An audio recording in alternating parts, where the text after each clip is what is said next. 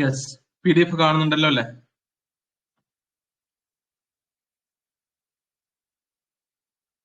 Right, ആരെങ്കിലും ഒരാളൊന്ന് respond ചെയ്ത്. Aswathy, good afternoon.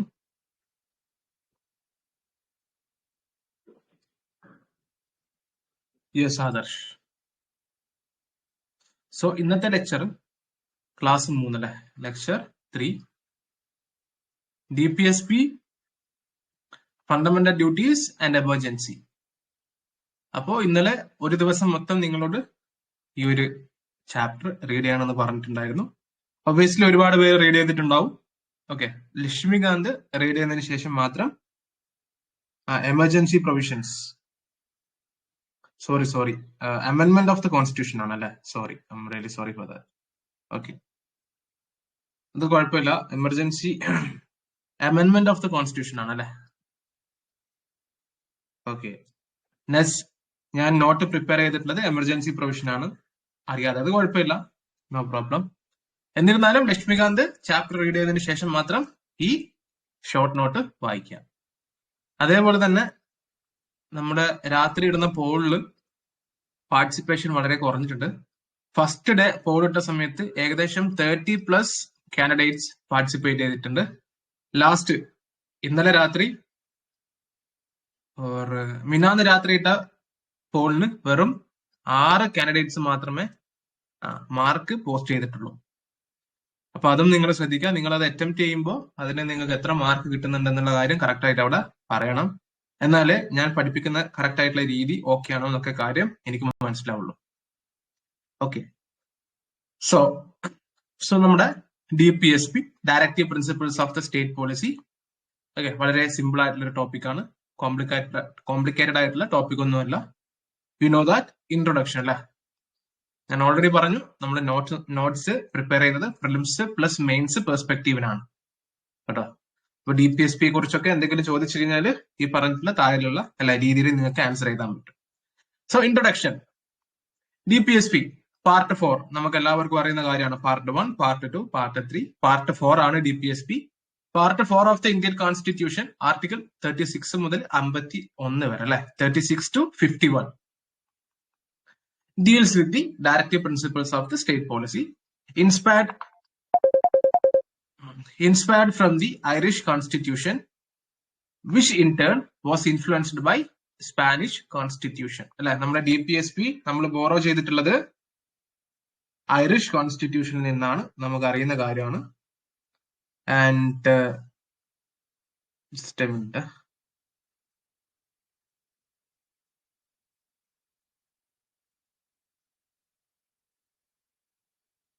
Yes. They aim to establish a welfare state by guiding the state in making laws and policies.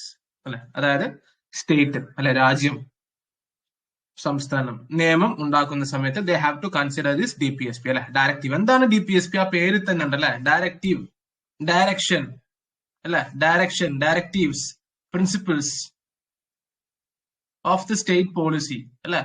സ്റ്റേറ്റിൽ ഉണ്ടാവേണ്ട പോളിസിയിൽ state policy അല്ലെ, there are some direction which are given to the state for formulation of the policy. അതാണ് DPSP. Simple, അത്രേ ഉള്ളൂ.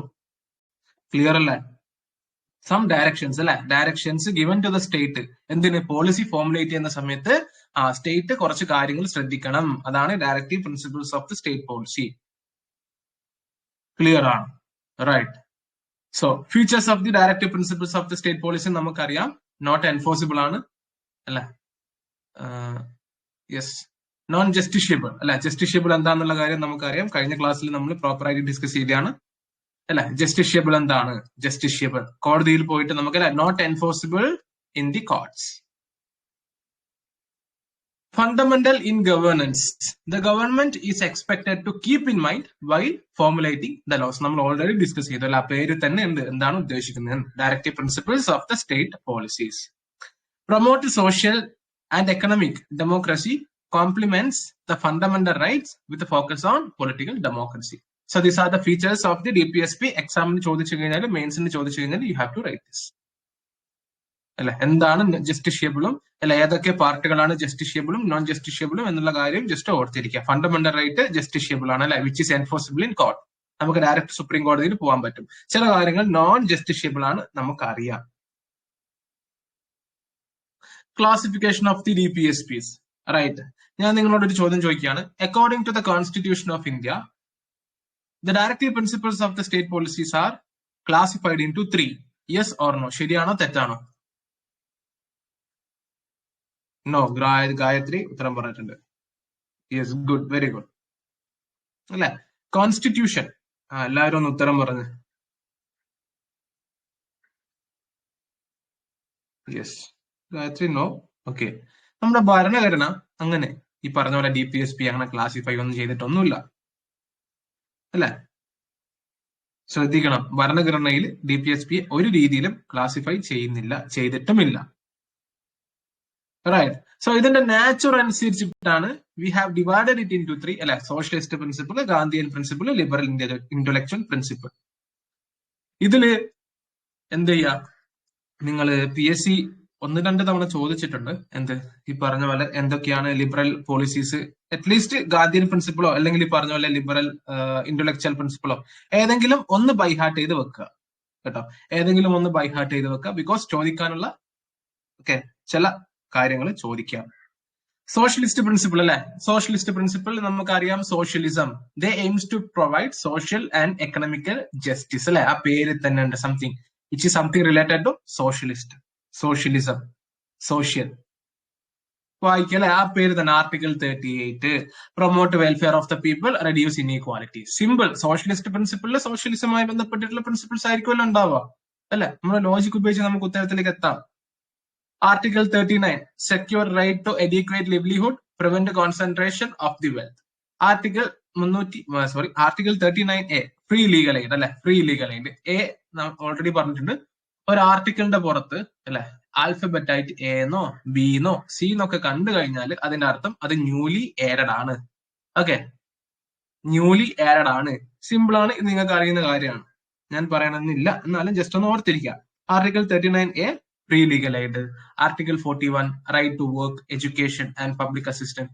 At least ഇതെങ്കിലും നിങ്ങളൊന്ന് കാണാപ്പാഠം പഠിക്കണം. Okay, കാണാപ്പാഠം പഠിക്കലല്ല, ജസ്റ്റ് അതായത് ക്വസ്റ്റ്യൻ പേപ്പറിൽ ചോദിച്ചു കഴിഞ്ഞാൽ ഏതാണ് സോഷ്യലിസ്റ്റ് പ്രിൻസിപ്പിൾ, ഏതാണ് ഗാന്ധിയൻ പ്രിൻസിപ്പിൾ എന്ന് ചോദിച്ചു കഴിയുമ്പോൾ കറക്റ്റ് ആയിട്ട് നിങ്ങൾക്ക് അറിയണം ഏത് ആർട്ടിക്കിളാണ് അല്ലാത്തത്. അത് കാണാപ്പാഠം പഠിക്കണോ അല്ലെങ്കിൽ ഈ പറഞ്ഞ പോലെ കോൺസെപ്റ്റ് മനസ്സിലാക്കി പഠിക്കണോ എന്നുള്ളത് നിങ്ങളുടെ ഇഷ്ടമാണ്. എന്നിരുന്നാലും പഠിക്കണം, ഇമ്പോർട്ടന്റ് ആണ്. Okay. Article 42, just and human working condition and maternity relief. Article 43, living wage for workers. Article 43A, അല്ലെ, വീണ്ടും ആഡ് ചെയ്തതാണ്, workers participation in management. Article 47, raise level of nutrition and standard of living, അല്ലെ? ഈ പറഞ്ഞ പോലെ alcohol prohibition ഒക്കെ 47ലാണ് വരിക, അല്ലെ? ഒരുപാട് കാര്യങ്ങളുണ്ട്, സ്റ്റാൻഡേർഡ് ഓഫ് ലിവിംഗും റൈസ് ദ ലെവൽ ഓഫ് ന്യൂട്രീഷനും, അല്ലെ? So article 47. സോ ഇത്രയും articles which is under the heading of socialist principle. At least article ഓർത്തിരിക്കുക, ഈ വരിയെങ്കിലും ഒന്ന് ഓർത്തിരിക്കുക. ഓക്കെ, ലക്ഷ്മികാന്തിലൊക്കെ ഒരുപാട് ഇങ്ങനെ പാരഗ്രാഫ് ആയിട്ടുണ്ടല്ലോ, ജസ്റ്റ് ഇത് ഓർത്തിരിക്കുക. Next one is Gandhian principle. Gandhian principle എന്ന് പറയുമ്പോൾ it is based on the ideology of Mahatma Gandhi. Simple ആണ്, അല്ലെ?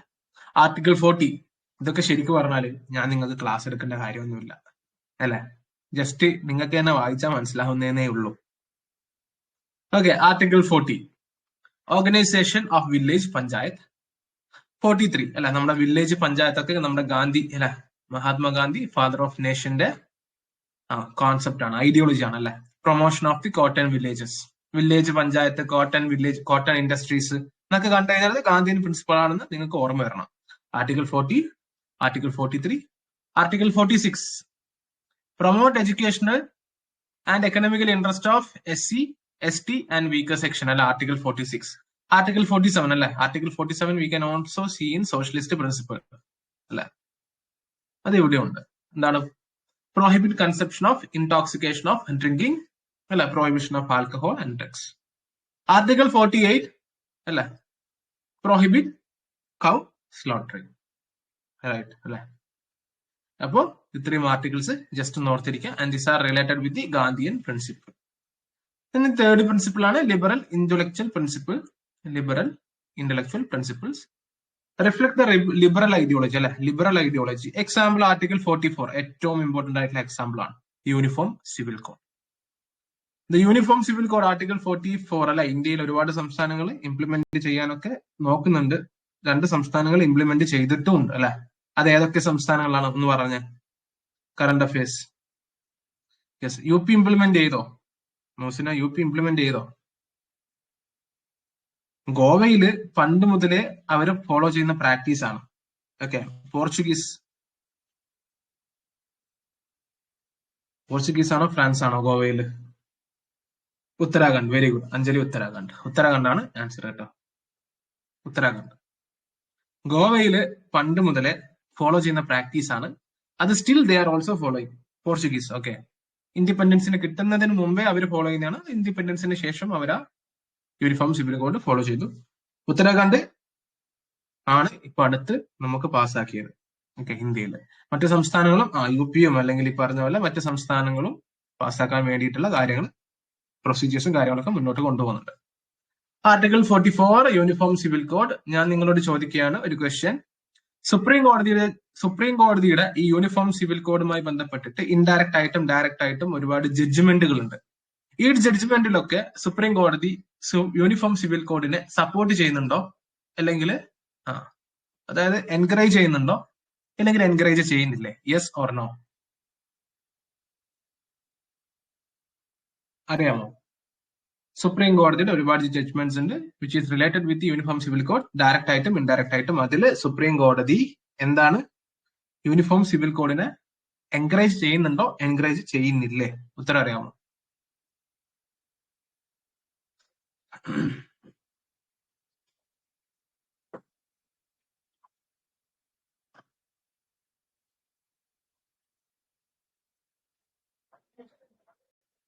ഉണ്ട്.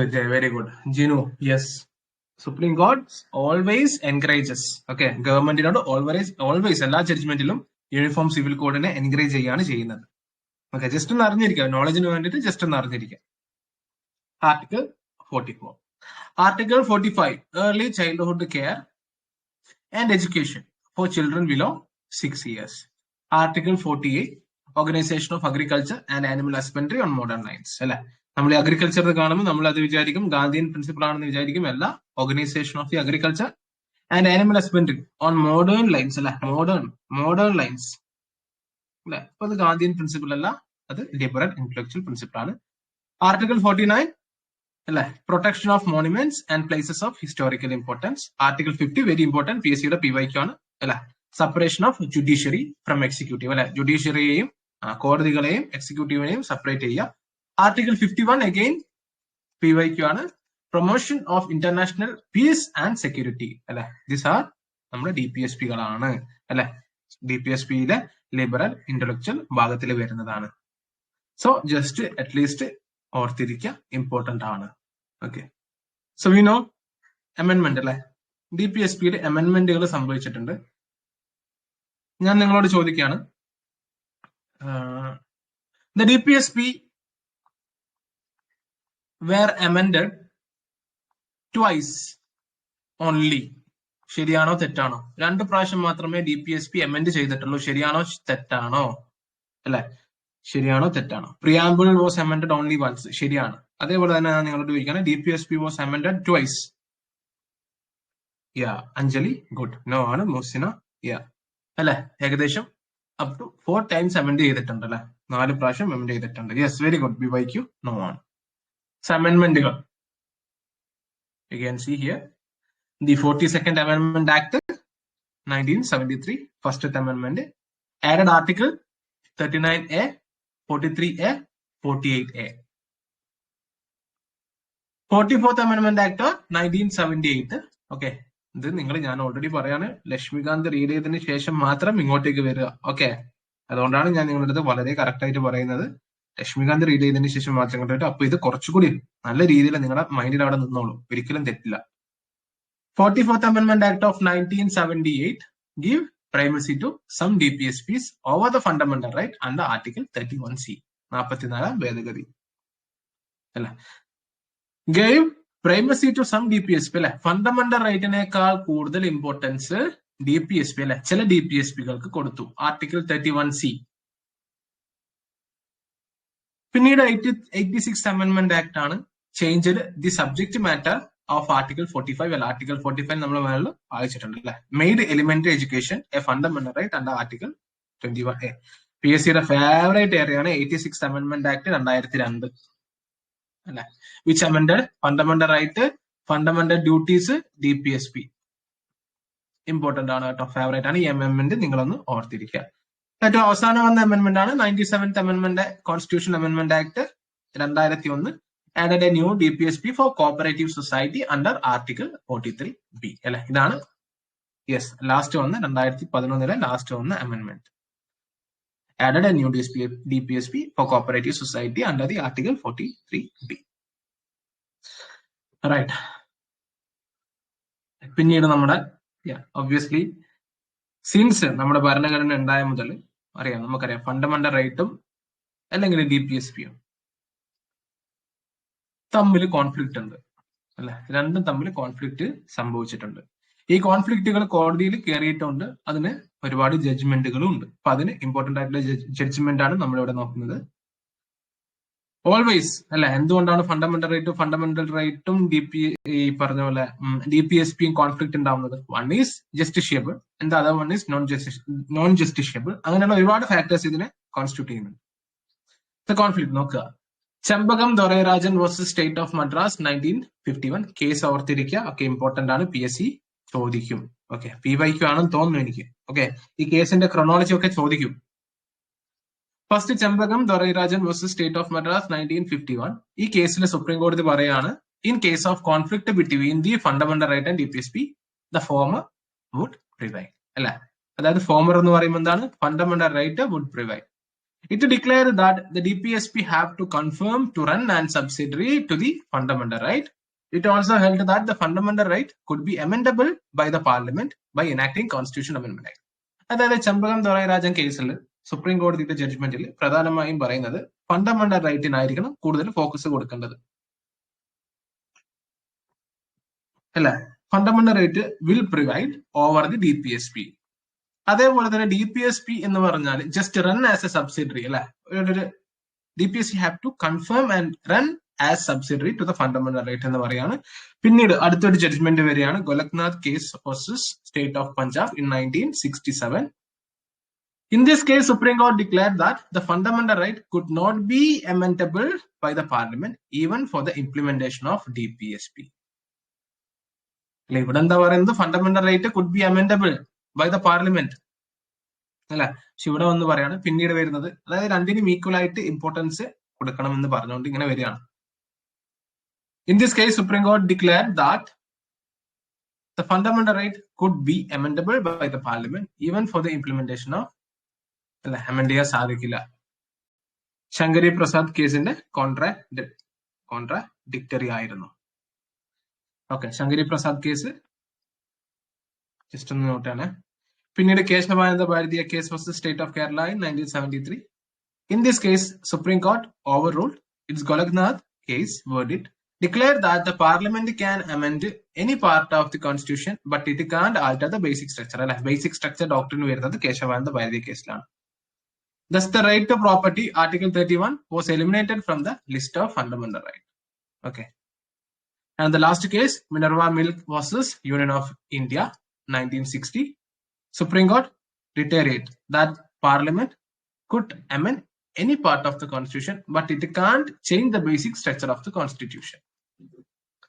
ഇതിൽ നിങ്ങൾ ഓർത്തിരിക്കേണ്ടത്, PSC സാധാരണ രീതിയിൽ ഒരിക്കലും ജഡ്ജ്മെന്റിനെ കുറിച്ച് ചോദിക്കാറില്ല. പക്ഷെ ഇതിന്റെ വർഷവും ക്രോണോളജി ഓർഡർ ആയിട്ട് ഇത് എപ്പോഴാണ് ക്രോണോളജി ചോദിക്കാറുണ്ട്. അതേപോലെ കേസസിനെ കുറിച്ച് ഇമ്പോർട്ടന്റ് ആയിട്ടുള്ള കേസസ് മാത്രം ജസ്റ്റ് അതിന്റെ കോൺസെപ്റ്റും കാര്യങ്ങളൊക്കെ ഒന്ന് മനസ്സിലാക്കുക. ഓക്കെ, സോ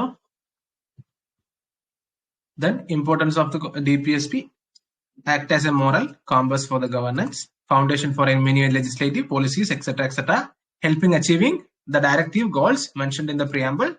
Okay, പിന്നീട് കൺക്ലൂഷനും ആണ്, you can see here. Okay,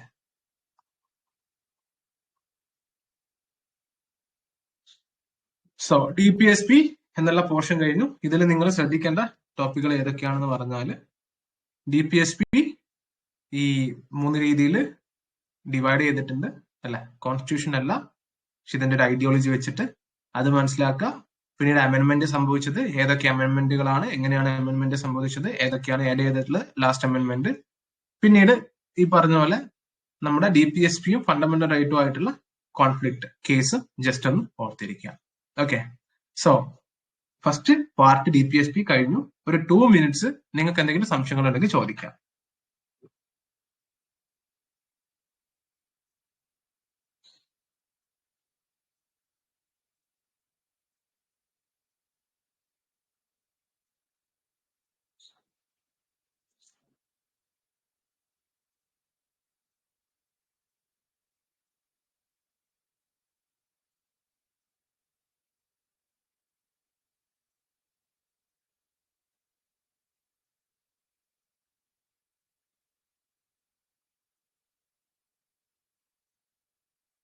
Mosina, അത് എക്സ്പ്ലെയിൻ ചെയ്യാന്ന് പറഞ്ഞാല് that's a big topic. Okay, അതുകൊണ്ടാണ് ഞാൻ ഇവിടെ അത് എക്സ്പ്ലെയിൻ ചെയ്യാത്തത്. അത് വലിയൊരു ടോപ്പിക്കാണ്, നമുക്ക് ഒരുപാട് പറയാനുണ്ട് അത്.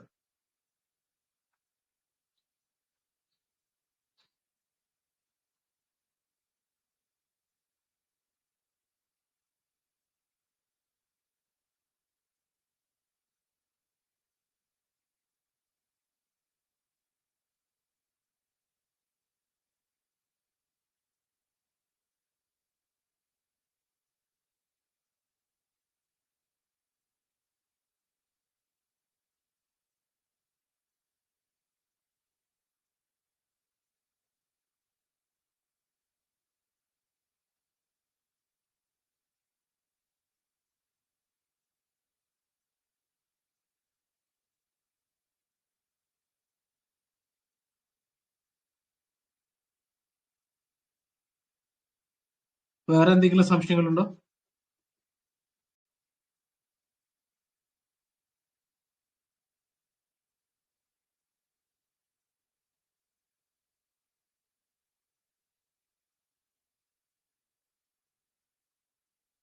ഈ കേസുകളെ കുറിച്ചിട്ട് നിങ്ങൾ എന്ത് ചെയ്യുക, ലക്ഷ്മികാന്ത് മസ്റ്റ് ആയിട്ട് റീഡ് ചെയ്യണം കേട്ടോ. അതിൽ 25th 24th അമെന്റ്മെന്റ് ആക്ട് ഒക്കെ ഉണ്ട്, അതൊക്കെ നിങ്ങൾ റീഡ് ചെയ്യണം. ഓക്കെ,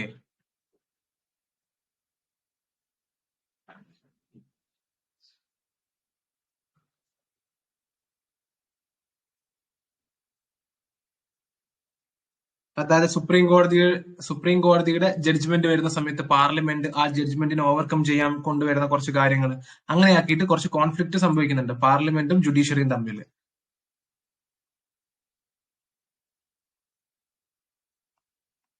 കേട്ടോ,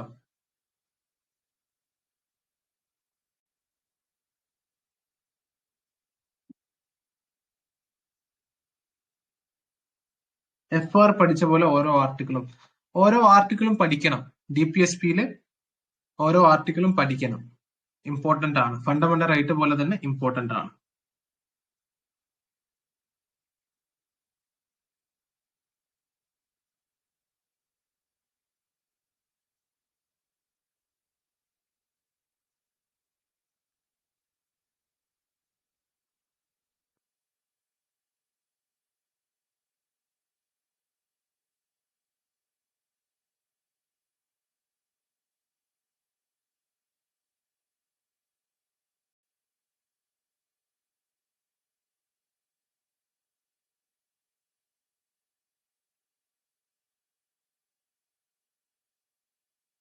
Any other doubt?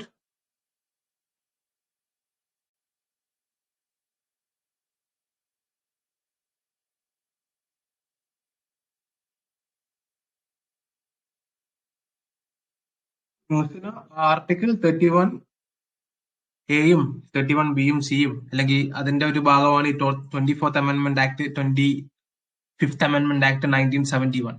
അതൊരു വലിയ ടോപ്പിക്കാണ്. ഓക്കെ, അതൊരു വലിയ ടോപ്പിക്കാണ്. വേണമെങ്കിൽ നമുക്ക് സെപ്പറേറ്റ് ആയിട്ട് അത് പറയാം.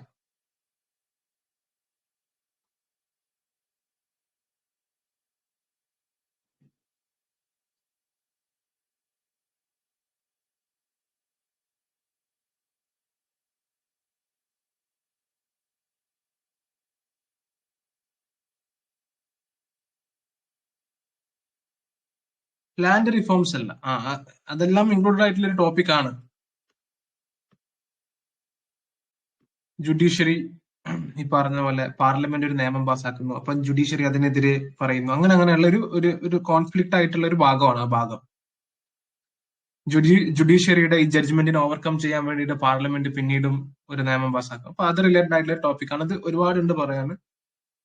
5-10 മിനിറ്റ് കൊണ്ട് പറഞ്ഞു കഴിഞ്ഞാൽ കംപ്ലീറ്റ് ആയില്ല.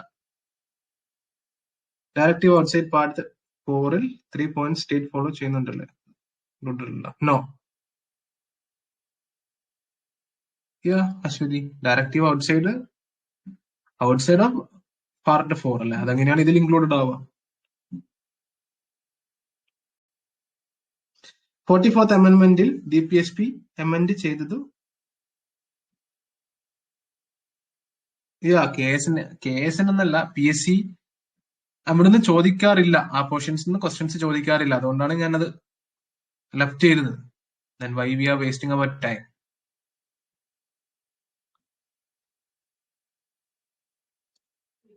Fourth Amendment Act DPSP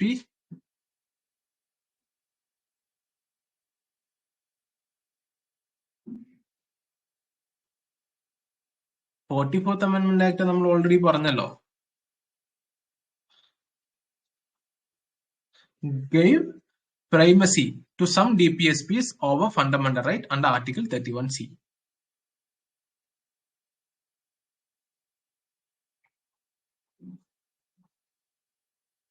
Minimizing inequalities. Okay. അപ്പൊ DPSPയില് എക്സാം പെർസ്പെക്റ്റീവില് നമ്മൾ കവർ ചെയ്തു. ആൻഡ് ഇതിന് ഔട്ട്സൈഡ് ഒരുപാട് കാര്യങ്ങളുണ്ട്. I know it. എഗെയിൻ ഞാൻ പറയാണ്, എക്സാം പെർസ്പെക്റ്റീവിന് ഓൾറെഡി നമ്മൾ കവർ ചെയ്ത് കഴിഞ്ഞ ടോപ്പിക്കുകൾ. ഇനി ഇതിൽ കൂടുതൽ പഠിക്കണമെന്നുണ്ടെങ്കിൽ യു ക്യാൻ, നിങ്ങൾക്ക് പഠിക്കാം. പക്ഷെ നമുക്ക് എക്സാം, ഞാൻ പറഞ്ഞല്ലോ, നമുക്ക് ലിമിറ്റഡ് ആയിട്ടുള്ള ടൈമേ ഉള്ളൂ, ലിമിറ്റഡ് ആയിട്ടുള്ള സമയമേ ഉള്ളൂ. ആ സമയത്തിനുള്ളിൽ നമുക്ക് ഒരുപാട് ടോപ്പിക്കുകൾ കംപ്ലീറ്റ് ചെയ്യാനുണ്ട്. So you have to check a cost benefit അല്ലെ? അതായത് ഡെഫിനറ്റ്ലി ഒരു ടോപ്പിക്ക് നിങ്ങൾ പഠിക്കാൻ ഇരിക്കുകയാണെങ്കിൽ അത് ഫുൾ സ്റ്റോപ്പ് ഇടാനും നിങ്ങൾക്ക് അറിയണം. ഓക്കെ, ഒരു ടോപ്പിക്കിനെ കുറിച്ച് നിങ്ങൾ പഠിക്കുകയാണ്. For example fundamental rights, let it be anything. അപ്പൊ അത് പഠിച്ചു കഴിഞ്ഞാൽ ആ ടോപ്പിക്ക് ഫുൾ സ്റ്റോപ്പ് ഇടാൻ നിങ്ങൾക്ക് പറ്റണം. അല്ലെങ്കിൽ അതിൽ നമുക്ക് ഇങ്ങനെ അല്ലെ, ഫണ്ടമെന്റൽ റൈറ്റ് ആണെങ്കിലും ഫണ്ടമെന്റൽ ഡ്യൂട്ടീസ് ആണെങ്കിലും DPSP ആണെങ്കിലും നമുക്ക് PhD എടുക്കാനുള്ള ഒരുപാട് ടോപ്പിക്കുകളുണ്ട്. ഇപ്പൊ നമ്മൾ പഠിച്ച ജഡ്ജ്മെന്റുകൾ പോലും, നമ്മൾ ഒരു മാസം പഠിച്ചാൽ പോലും തീരാത്ത ജഡ്ജ്മെന്റുകൾ ഉണ്ട്. അപ്പൊ അതൊന്നും നമ്മൾ റിസർച്ച് ചെയ്യാതെ അല്ലെ, എക്സാം പെർസ്പെക്റ്റീവിന് എത്രത്തോളം നമുക്ക് മാർക്ക് വാങ്ങിക്കാൻ പറ്റും അല്ലെ, നമ്മുടെ ഈ ലിമിറ്റഡ് നോളജ് വെച്ചിട്ട് നമുക്ക് എത്രത്തോളം മാർക്ക് വാങ്ങിക്കാൻ പറ്റും, അതിലാണ് കാര്യം. അപ്പൊ അത് ശ്രദ്ധിക്കുക. ഓക്കെ, ഓരോ ടോപ്പിക്കിലും PhD എടുക്കാതിരിക്കുക. ഓക്കെ, KSന് നമ്മൾ കുറച്ച് ഡെപ്ത് ആയിട്ട് പഠിക്കണം. അത് ട്രൂത്ത് ആണ്, സത്യമാണ്, ഡെപ്ത് ആയിട്ട് പഠിക്കണം. പക്ഷെ അതിന്റെ അർത്ഥം ഓരോ ടോപ്പിക്കിലും PhD എടുക്കണം എന്നല്ല. ഓക്കെ, PhD എടുക്കാന് ഒരു 3 വർഷമോ 4 വർഷമോ സമയം ഉണ്ടെങ്കിൽ നമുക്ക് PhD എടുക്കാം. പക്ഷെ നമുക്ക് ഇവിടെ ആകെ ഉള്ള സമയം എന്ന് പറഞ്ഞാല് അല്ലെ, അടുത്ത മാസം കഴിഞ്ഞ് അടുത്ത മാസം ജൂണിൽ എക്സാം ആണ്. അപ്പൊ വി ഹാവ് ലിമിറ്റഡ് ടൈം അല്ലെ. അപ്പൊ നമ്മൾ പ്രിലിംസ് ക്വാളിഫൈ ചെയ്യണം. അതാണ് നമ്മുടെ ഫസ്റ്റ് ടാർഗറ്റ് അല്ലെ. ഈ പ്രിലിംസ് ക്വാളിഫൈ ചെയ്ത് 1000-ൽ എത്തിപ്പെടണം. അപ്പൊ അതിൽ നമ്മൾ എന്ത് ചെയ്യണം അല്ലെ? We have to limit our resources, we have to maximise our revision. അതാണ് നിങ്ങൾ ചെയ്യേണ്ടത്. അല്ലാതെ ഓരോ ടോപ്പിക്കിന്റെ പുറകിൽ പോയി ഓരോ ടോപ്പിക്കിനും റിസർച്ച് എടുക്കാൻ പാടില്ല. ഓക്കെ, നമുക്ക് അതിനുള്ള സമയമില്ല. ബേസിക്കലി 200 മാർക്കിന് ഒരു 100 മാർക്ക് നമുക്ക് കിട്ടണം. അതാണ് നമ്മുടെ ലക്ഷ്യം അല്ലെ. 100+ കിട്ടി സേഫ് ആയിട്ട് പ്രിലിംസ് ക്വാളിഫൈ ചെയ്യണം. അതിന് ശ്രദ്ധിക്കുക, daily Malayalam, English, maths focus ചെയ്യുക. ഡെയിലി നിങ്ങൾ മലയാളം, ഇംഗ്ലീഷ്, മാത്സ് പഠിക്കുന്നില്ലെങ്കിൽ നിങ്ങൾ GK എത്ര ഡെപ്ത് ആയിട്ട് പഠിച്ചാലും നിങ്ങൾ ക്വാളിഫൈ ചെയ്യാൻ പോകുന്നില്ല. ഞാൻ നിങ്ങളടുത്ത് ഓപ്പൺലി പറയാണ്.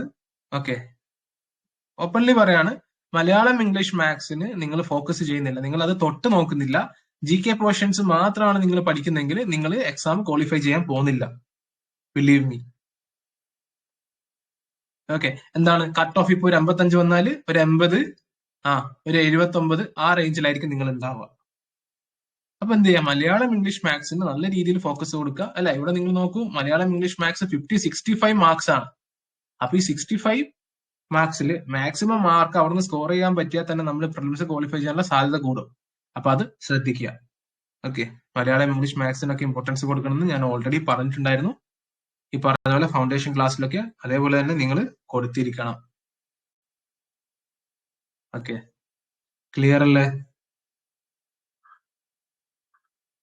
KS-ന് മാത്രമല്ല, എല്ലാ ഡിഗ്രി ലെവൽ, ഡിഗ്രി പ്രിലിംസിന്റെ കേസ് പറയുകയാണെങ്കിൽ, അല്ലെങ്കിൽ ഡിഗ്രി പ്രിലിംസ് ഒക്കെ ക്വാളിഫൈ ചെയ്യണമെങ്കിൽ 50-ല് ഒരു 30 മാർക്ക് 35 മാർക്ക് നിങ്ങൾക്ക് മലയാളം ഇംഗ്ലീഷ് മാത്സിൽ കിട്ടുകയാണെങ്കിൽ നിങ്ങൾ എന്തായാലും ക്വാളിഫൈ ആവും. സെക്രട്ടേറിയറ്റും ആവും, സബ് ഇൻസ്പെക്ടറും ആവും. അപ്പൊ അത്രയും ഇമ്പോർട്ടൻസ് അതിൽ കൊടുത്തിട്ട് പഠിക്കണം Malayalam English maths. Sir, article 350 spread of Hindi language അല്ലേ?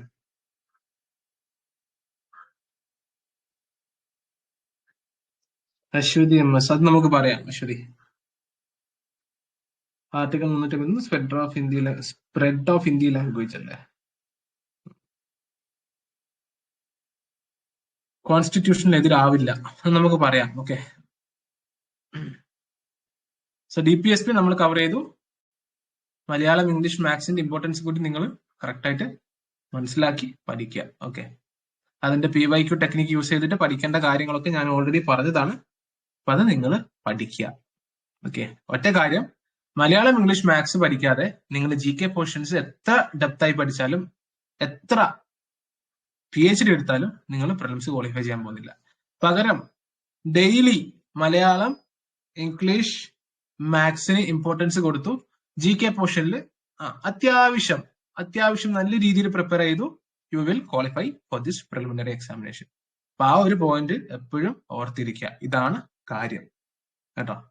സോ ഫണ്ടമെന്റൽ ഡ്യൂട്ടീസ് അല്ലെ, ഫണ്ടമെന്റൽ ഡ്യൂട്ടീസ് ജസ്റ്റിഷ്യബിൾ ആണോ നോൺ ജസ്റ്റിഷ്യബിൾ ആണോ?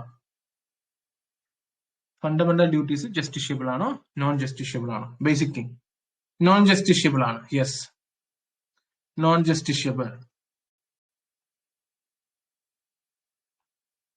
Yes. Fundamental duties are the moral obligation of all citizens of India. അല്ലെ, മോറൽ ഒബ്ലിഗേഷൻ, ഫണ്ടമെന്റൽ ഡ്യൂട്ടീസ് അല്ലെ. നമുക്ക് കുറെ റൈറ്റുകൾ ഭരണഘടന തരുന്നുണ്ട്. ഈ റൈറ്റുകൾ പോലെ തന്നെ നമുക്ക് എന്താണ് അല്ലെ, കുറച്ച് ഡ്യൂട്ടീസ് കൂടി നമുക്ക് നമ്മുടെ രാജ്യത്തിനോട് ചെയ്യാനുണ്ട് അല്ലെ. അതാണ് fundamental duties. They serve as a constant reminder to citizens that while they enjoying right, they must also be conscious about their duties അല്ലെ. ഇപ്പൊ ഇത്രയും നേരം നമ്മൾ പറഞ്ഞു അല്ലെ, ഈ പറഞ്ഞ പോലെ നമ്മുടെ റൈറ്റുകൾ, ഒരുപാട് റൈറ്റ് നമുക്ക് ഇന്നലത്തെ ക്ലാസ്സിൽ നമ്മൾ ഡിസ്കസ് ചെയ്തു. അതേപോലെ തന്നെ we have similar thing to our country. These duties are entrusted in the Part 4A of the Indian Constitution under Article 51A. എത്ര ഫണ്ടമെന്റൽ ഡ്യൂട്ടീസ് ഉണ്ട്? എത്ര ഫണ്ടമെന്റൽ ഡ്യൂട്ടീസ് ഉണ്ട്?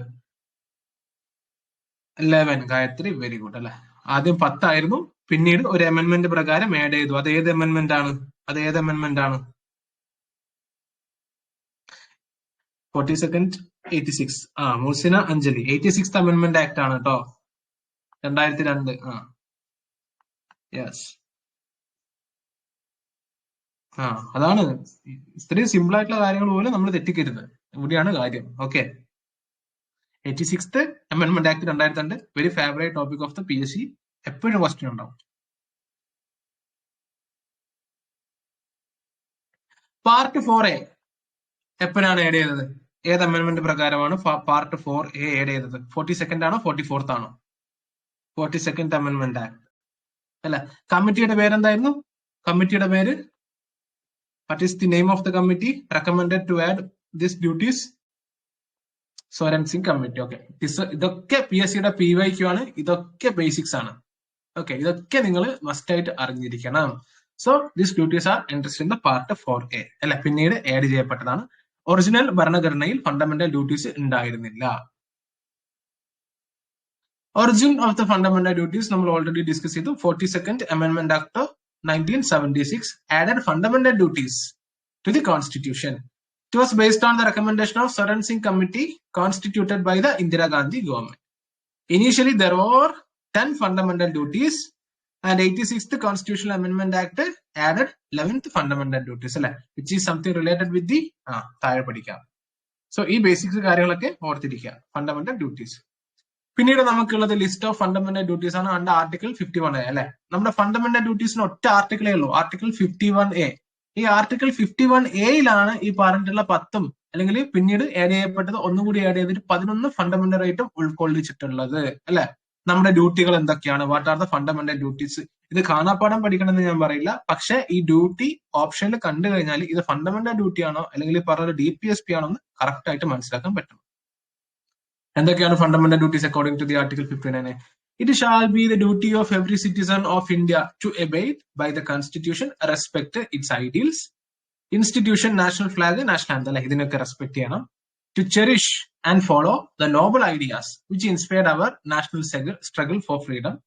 To uphold and protect the sovereignty, unity and integrity of the nation. അല്ലെ, ഇത് വായിക്കുമ്പോൾ തന്നെ നമുക്ക് മനസ്സിലാവുന്നുണ്ട് എന്താണ് ഫണ്ടമെന്റൽ റൈറ്റ് എന്നുള്ള കാര്യം. കൂടുതൽ ഡിസ്ക്രൈബ് ചെയ്യേണ്ട ആവശ്യമൊന്നുമില്ല. To defend the country and render national service when called upon. To promote harmony and the spirit of common brotherhood among all the people of India, transcending religious, linguistic, regional or sectional diversities. To value and preserve the rich culture of our composite culture.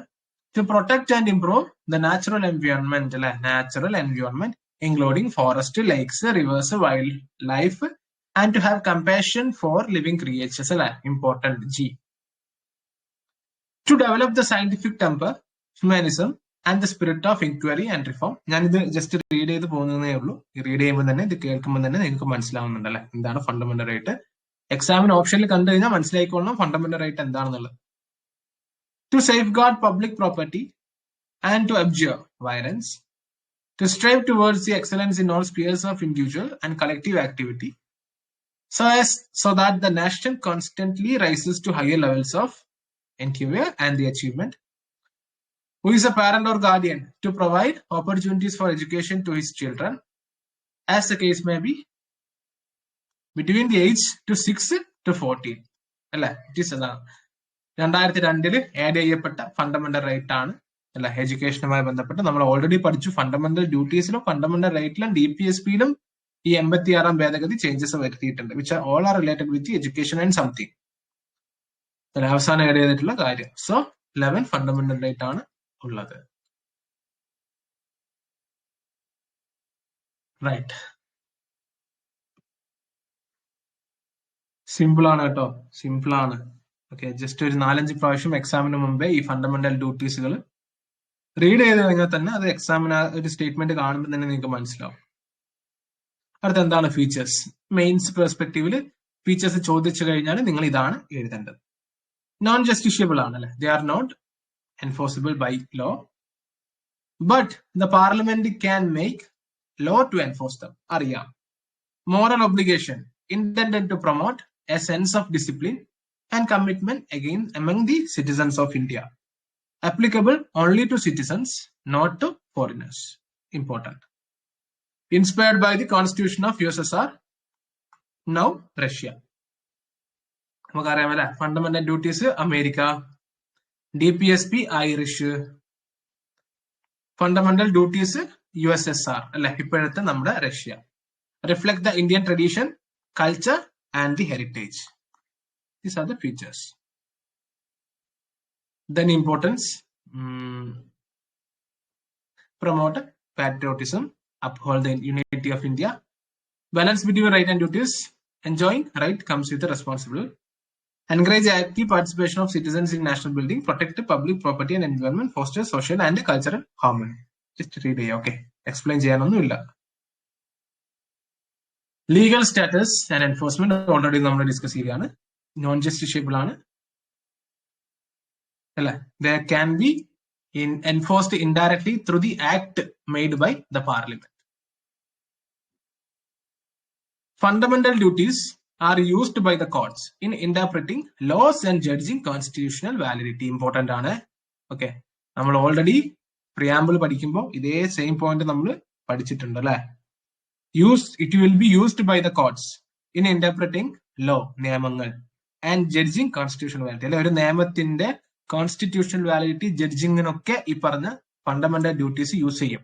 അവിടെ നിങ്ങൾ ശ്രദ്ധിക്കണം, എൻഫോഴ്സിബിളും ഈ പറഞ്ഞ പോലെ ഒരു നിയമം, law അല്ലെ, lock validity ഉണ്ടോ ഇല്ലയോ എന്നൊക്കെയുള്ള കാര്യം രണ്ടും രണ്ടാണ്. അത് രണ്ടും നിങ്ങൾ കൂട്ടിക്കൊഴിച്ച് ഒന്നാക്കരുത്.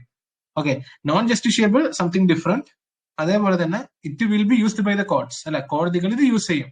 ഇതിൽ പറഞ്ഞിട്ടുള്ള പോയിന്റുകളും വാലിഡ് ആയിട്ടുള്ള കാര്യങ്ങളും എല്ലാം യൂസ് ചെയ്യും. എന്തിന്? To interpreting laws and judging the constitutional validity of a law. അതേപോലെ തന്നെ supreme court as in various judgment importance of the fundamental duties പറഞ്ഞിട്ടുണ്ട്. എന്തൊക്കെയാണ് ഇമ്പോർട്ടൻസ്? ജസ്റ്റ് റീഡ് ചെയ്യട്ടോ. Supreme court held that fundamental duties are as important as fundamental right. Okay, ഇതൊന്നും important അല്ല, ഈ കേസൊന്നും നിങ്ങൾ ഓർത്തിരിക്കേണ്ട കാര്യമില്ല. So you can see a comparison. Fundamental റൈറ്റും ഫണ്ടമെന്റൽ ഡ്യൂട്ടീസിന്റെ കമ്പാരിസൺ ഇവിടെ കാണാൻ പറ്റും. നമ്മൾ ഇത്രയും ദിവസം പഠിച്ചു തന്നെയാണ്. ഒന്ന് ജസ്റ്റിഷ്യബിൾ ആണ്, അല്ലെ, എൻഫോഴ്സിബിൾ ആണ്, enforceable in courts. The aggrieved person can move supreme court directly. Fundamental duties non justiciable ആണ്, അല്ലെ, നോൺ ജസ്റ്റിഷ്യബിൾ ആണ്. ലീഗൽ ക്ലെയിം ഓഫ് ഇൻഡിവിജ്വൽസ്, അല്ലെ, ഇവിടെ എന്താണ്? ഇവിടെ മോറൽ ഒബ്ലിഗേഷൻ ആണ്, അല്ലെ, കുറച്ചുകൂടി മോറൽ ഒബ്ലിഗേഷൻസ് ആണ്. Enforceable, not enforceable. Meant for protection of individual freedom, meant for promoting collective responsibility, അല്ലെ, ഫണ്ടമെന്റൽ ഡ്യൂട്ടീസും ഫണ്ടമെന്റൽ റൈറ്റ്സും. മേ ബി മെയിൻസിന് നിങ്ങളോട് ഒരു ചോദ്യം ചോദിക്കാം, അല്ലെ, fundamental right, fundamental duties are the most important provisions in our constitution. How this two can be, അല്ലെ, ഡിഫറൻഷിയേറ്റഡ്, അല്ലെങ്കിൽ what are the comparison between this two എന്ന് ചോദിച്ചു കഴിഞ്ഞാൽ, അല്ലെ, ഒരു 5 മാർക്കിന് 3 മാർക്കിന് ചോദിച്ചു കഴിഞ്ഞാൽ you can write this. Right, so simple ആണ്. ആൻഡ് ക്രിറ്റിസിസം, ഓക്കെ, ക്രിറ്റിസിസം ഒക്കെ നിങ്ങൾ റീഡ് ചെയ്താൽ മതി, which is not important for our exam perspective. Okay, PSC ഒരിക്കലും ക്രിറ്റിസിസം ഒന്നും ചോദിക്കത്തില്ല. റൈറ്റ്, സോ ഫണ്ടമെന്റൽ ഡ്യൂട്ടീസിന്റെ കാര്യം, ഓക്കെ, വെരി സിമ്പിൾ ടോപ്പിക് ആണ്. ലക്ഷ്മികാന്തിൽ പോലും 2 പേജ് മാത്രമേ ഉള്ളൂ. അപ്പൊ ഇത്രയും കാര്യങ്ങൾ ജസ്റ്റ് ഒന്ന് അറിഞ്ഞിരിക്കുക, which is very important. Again 1 minute for doubt clearance. Fundamental ഡ്യൂട്ടീസുമായിട്ട് റിലേറ്റഡ് ആയിട്ടുള്ള ഡൗട്ട് ചോദിച്ചോളൂ, എന്തെങ്കിലും സംശയം ഉണ്ടെങ്കിൽ.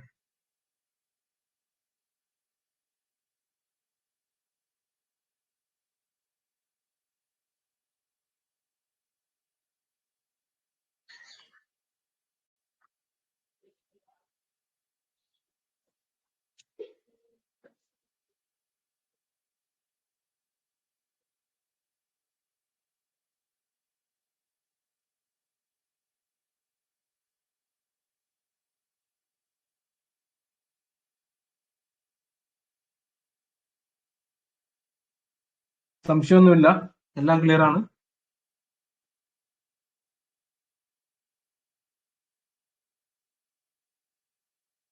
യെസ്,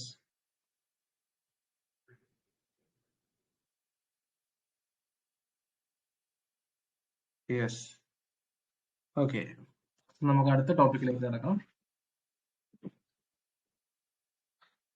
ഞാൻ നിങ്ങളുടെ അടുത്ത് പഠിക്കാൻ പറഞ്ഞത് അമെൻമെന്റ് ഓഫ് ദ കോൺസ്റ്റിറ്റ്യൂഷൻ ആയിരുന്നു,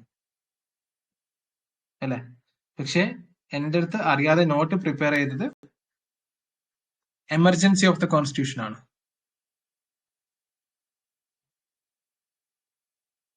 ഓക്കെ, ഇത് ജസ്റ്റ് ഒന്ന് ഓർത്തിരിക്കുക. ഞാൻ നിങ്ങളടുത്ത് വായിക്കാൻ പറഞ്ഞത് അമെൻമെന്റ് ഓഫ് ദ കോൺസ്റ്റിറ്റ്യൂഷൻ ആയിരുന്നു, പക്ഷെ നോട്ട് പ്രിപ്പയർ ചെയ്തത് എമർജൻസി ആണ്. സോ നമുക്ക് ക്ലാസ് എടുക്കാം. എന്തായാലും ക്ലാസ് പോട്ടെ, എന്തായാലും നമ്മൾ പഠിക്കുന്ന ടോപ്പിക് തന്നെയാണല്ലോ emergency of the constitution. In fact നിങ്ങൾ അത് വായിച്ചിട്ടില്ലെങ്കിൽ ഞാൻ പറയുന്ന കാര്യങ്ങൾ ജസ്റ്റ് ഒന്ന് ഓർത്തിരിക്കുക. എന്നിട്ട് നിങ്ങൾ ലക്ഷ്മികാന്ത് റീഡ് ചെയ്യുന്ന സമയത്ത് ഞാൻ പറഞ്ഞ കാര്യങ്ങൾ ഓർത്ത് എടുക്കുക. Okay, so emergency provisions.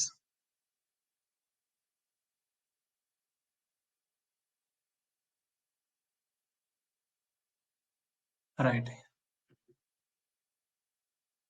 Emergency provisions of the constitution, അല്ലേ?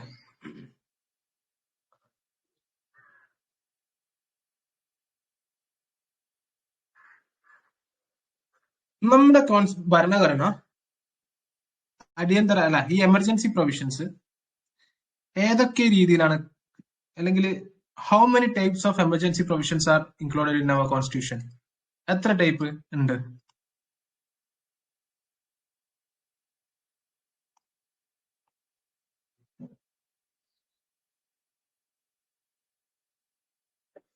നമ്മുടെ ഭരണഘടന, ചോദിച്ച ചോദ്യം മനസ്സിലായില്ല. നമ്മുടെ ഭരണഘടന 3, യെസ്, അല്ലെ? ഭരണഘടനയിൽ ഈ 3 എമർജൻസികളെ കുറിച്ച് ഡിസ്ക്രൈബ് ചെയ്യുന്നുണ്ടോ ഇല്ലയോ? Yes or no? The constitution അല്ലെ? നമ്മൾ നേരത്തെ പറഞ്ഞ പോലെ ഇത് DPSP ഈ 3ആയിട്ട് തരം കാണുന്ന പോലെ അല്ലെ? എമർജൻസി പ്രൊവിഷൻസിനെ കുറിച്ച് നമ്മുടെ ഭരണഘടന ഡിസ്ക്രൈബ് ചെയ്യുന്നുണ്ടോ ഇല്ലയോ, ഡിവൈഡ് ചെയ്യുന്നുണ്ടോ, ഭരണഘടന എടുത്ത് പറയുന്നുണ്ടോ എമർജൻസി പ്രൊവിഷൻസിനെ കുറിച്ച്? എന്താണ് നിങ്ങളുടെ ഉത്തരം? ഉണ്ട്. Very good, very good, very good അല്ലെ? ആർട്ടിക്കിൾ പോലും എടുത്ത് പറയുന്നുണ്ട് അല്ലെ? ഞാൻ ജസ്റ്റ് ഒന്ന് നിങ്ങളുടെ ലോജിക് സെൻസ് ഒന്ന് ചെക്ക് ചെയ്തതാണ്. Yes, part 8. പാർട്ട് 8 ആണോ 18 ആണോ Nusina? Yes. So national emergency president's rule, അല്ലെങ്കിൽ നമുക്ക് ഇതിനെ സ്റ്റേറ്റ് എമർജൻസി എന്ന് പറയും അല്ലെ? നമ്മൾ state emergency, proclamation of emergency. പിന്നീട് അവസാനമുള്ളത് ആർട്ടിക്കിൾ 360 ആണ്, the financial emergencies. National emergency അല്ലെ? ആർട്ടിക്കിൾ 352. 3 രീതിയിലാണ് അല്ലെ? 3 റീസൺസിലാണ് ഇത് ഡിക്ലെയർ ചെയ്യുക. War, external aggression or armed rebellion. വാക്കുകൾ കറക്റ്റ് ആയിട്ട് ഓർത്തിരിക്കണം കേട്ടോ. വാറ് യുദ്ധം, എക്സ്റ്റേണൽ അഗ്രഷൻ അല്ലെ? പുറത്തുനിന്നുള്ള ആക്രമണം, യുദ്ധം, അല്ലെങ്കിൽ ഓർ ആർമഡ് റെബല്യൻ അല്ലെ? ഈ ആർമഡ് റെബല്യൻ അല്ല, ഇന്റേണൽ ഡിസ്റ്റർബൻസ് എന്നായിരുന്നു നമ്മുടെ ഒറിജിനൽ ഭരണഘടനയിൽ കൊടുത്തിട്ടുണ്ടായിരുന്നത്. ആ ഇന്റേണൽ ഡിസ്റ്റർബൻസ് 44ാം ഭേദഗതി പ്രകാരം അത് ആർമഡ് റെബല്യനാക്കി മാറ്റുകയാണ് ചെയ്തിട്ടുള്ളത്. അപ്പൊ ദിസ് ആർ ദ 3 ഗ്രൗണ്ട്സ് അല്ലെ? നാഷണൽ എമർജൻസി ഡിക്ലെയർ ചെയ്യാനുള്ള 3 ഗ്രൗണ്ട് ആണ്: war, external aggression or armed rebellion. Clear അല്ലേ?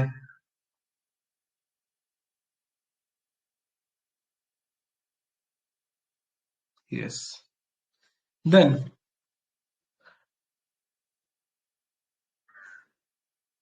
proclamation അല്ലെ? President can proclaim the national emergency after the written recommendation from the cabinet.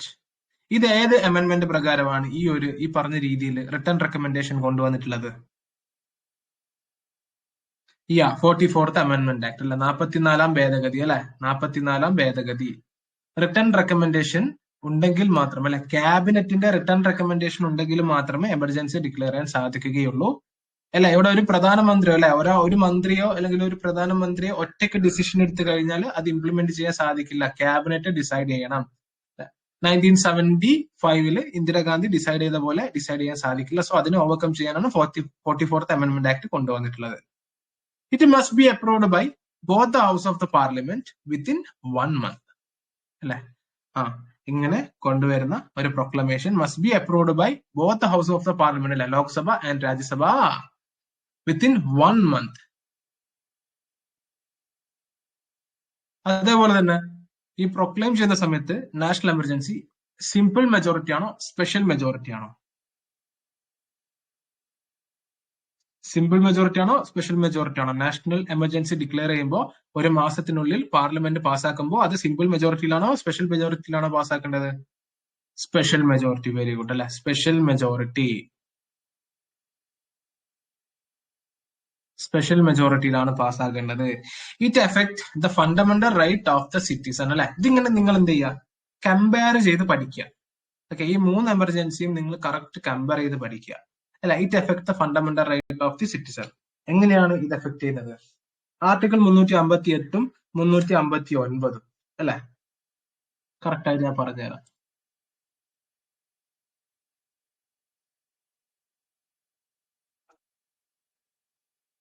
National emergency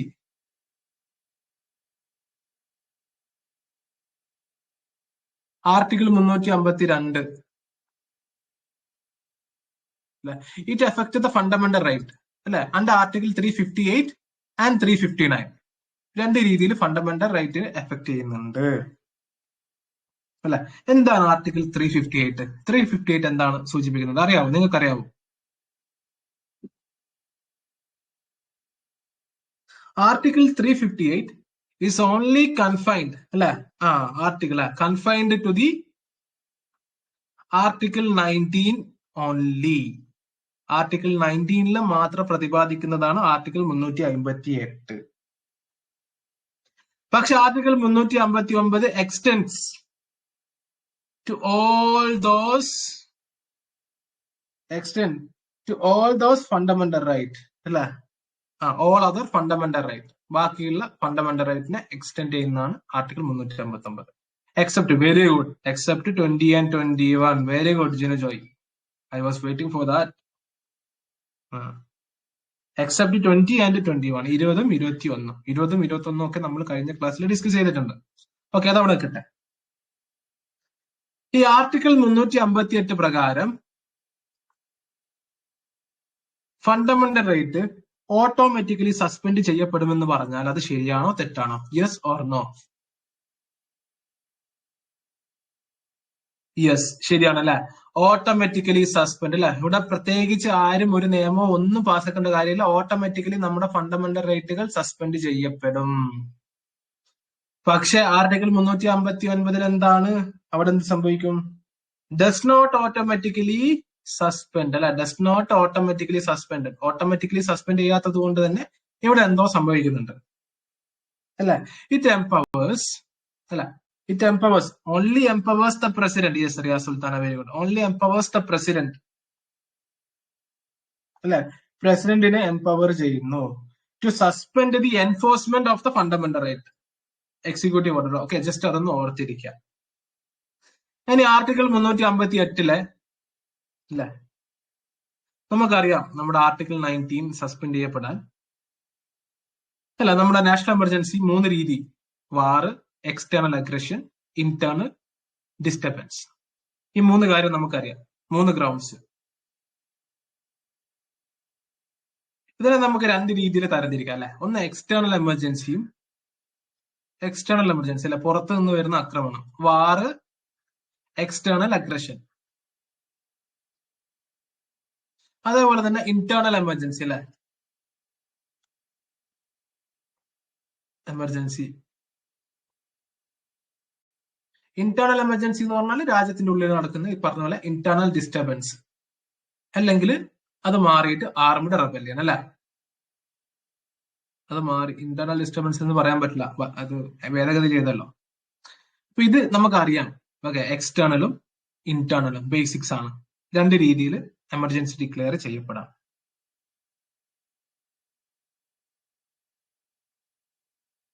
article 19 will be suspended only in the case of war or external aggression അല്ലെ. Article 19 suspend ചെയ്യപ്പെടാനുള്ള reason അല്ലെ, emergency declare ചെയ്യുന്നത് അത് external emergency കൊണ്ട് മാത്രമായിരിക്കണം. Internal emergency ആണെങ്കിൽ article 19 suspend ചെയ്യപ്പെടില്ല. ശരിയല്ലേ? Yes, correct ആണ് കേട്ടോ. ചോദിക്കാം, PSC ചോദിക്കാം. ഓക്കെ, സോ വാർ, എക്സ്റ്റേണൽ അഗ്രഷൻ കൊണ്ട് മാത്രമേ ആർട്ടിക്കിൾ 19 സസ്പെൻഡ് ചെയ്യാൻ പറ്റുള്ളൂ. ഇന്റേണൽ എമർജൻസി പ്രകാരമാണ് ഇന്ത്യയിൽ, അല്ലെങ്കിൽ ആർമഡ് റെബല്യൻ പ്രകാരമാണ് ഇന്ത്യയിൽ എമർജൻസി ഡിക്ലെയർ ചെയ്തിട്ടുള്ളതെങ്കിൽ ഈ പറഞ്ഞ രീതിയിൽ ആർട്ടിക്കിൾ 19 സസ്പെൻഡ് ചെയ്യപ്പെടാൻ പറ്റില്ല.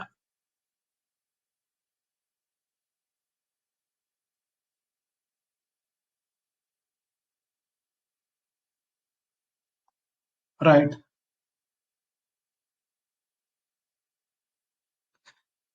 അല്ലെ, ആർട്ടിക്കിൾ 359 അല്ലെ, ഓപ്പറേറ്റ്സ് ഇൻ ബോത്ത്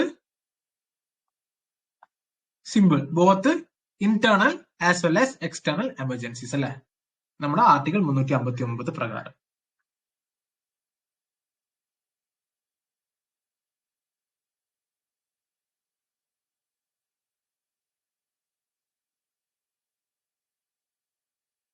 റൈറ്റ്. അപ്പൊ ഇത്രയും കാര്യങ്ങൾ ജസ്റ്റ് ഒന്ന് ഓർത്തിരിക്കുക. അഗെയിൻ പിന്നീട്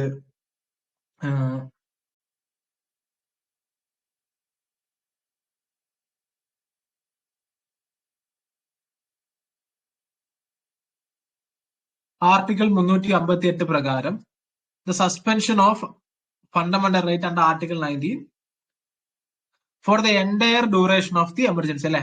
എമർജൻസി ഡിക്ലെയർ ചെയ്തിട്ട് അതിന്റെ എൻറ്റയർ ഡ്യൂറേഷൻ ആണ്. പക്ഷെ ആർട്ടിക്കിൾ 359 പ്രകാരമാണെങ്കിൽ എൻറ്റയർ ഡ്യൂറേഷനും ആവാം, അല്ലെങ്കിൽ ഈ പറഞ്ഞ പോലെ ഡ്യൂറേഷന്റെ ചെറിയൊരു കാലയളവിലും ആവാം. അതും ജസ്റ്റ് ഒന്ന് ഓർത്തിരിക്കുക. സോ ആർട്ടിക്കിൾ 358 359 ഡിഫറൻസ് ജസ്റ്റ് ഒന്ന് മനസ്സിലാക്കി വെക്കുക. ഓക്കെ, ജസ്റ്റ് ഒന്ന് മനസ്സിലാക്കി വെക്കുക.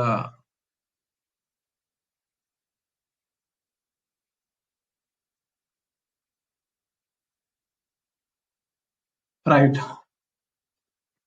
So it effect the fundamental right of the citizen അല്ലെ. അത് കറക്റ്റ് ആയിട്ട് നമ്മൾ പഠിച്ചു. ആർട്ടിക്കിൾ 358 359 വളരെ ഡീപ്പായിട്ട് നമ്മൾ നോക്കി. Proclamation of emergency or its continuation must be in special majority അല്ലെ. Proclamation of emergency or its continuation അല്ലെ. കണ്ടിന്യൂഷൻ, അത് കണ്ടിന്യൂ ചെയ്യാം, അതിനും നമുക്ക് സ്പെഷ്യൽ മെജോറിറ്റിയുടെ ആവശ്യമുണ്ട് അല്ലെ. കണ്ടിന്യൂഷനും ഡിസപ്രൂവലും രണ്ടും രണ്ടാണ്. ഓക്കെ, ഞാൻ പറയാനുണ്ട്. President can revoke at any time without parliamentary approval and the president must revoke if Lok Sabha passes a resolution. Continue for a 6-month and can be extended to indefinite period by taking approval of parliament every 6 months അല്ലെ. അതായത് 6 മാസം കൂടുമ്പോ parliament approval കൊണ്ട് indefinite period ആയിട്ട് ഈ പറഞ്ഞ national emergency നീണ്ടു പോവാം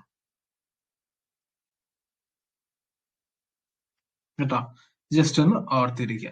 now you have to compare it with other 2 emergencies. Okay, ഈ രീതിയിൽ അറ്റ്ലീസ്റ്റ് ഈ കാര്യങ്ങളെങ്കിലും ഓർത്തിരിക്കുക എക്സാം പെർസ്പെക്റ്റീവിന്. റൈറ്റ്.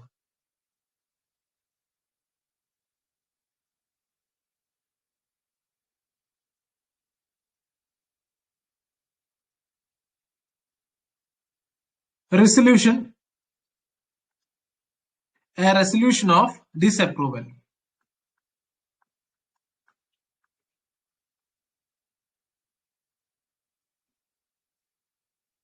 Resolution of continuation. ഇത് രണ്ടും രണ്ടാണ് കേട്ടോ, ഒന്നാന്ന് വിചാരിക്കരുത്. Resolution of continuation. ഈ കണ്ടിന്യൂ ചെയ്യാൻ നമ്മൾ ഓൾറെഡി പഠിച്ചു അല്ലെ, സ്പെഷ്യൽ മെജോറിറ്റിയുടെ ആവശ്യമുണ്ട്. ഡിസപ്രൂവ് ചെയ്യാൻ എന്താണ്, ഡിസപ്രൂവ് ചെയ്യാൻ ഏത് മെജോറിറ്റിയുടെ ആവശ്യമാണ് വേണ്ടത്?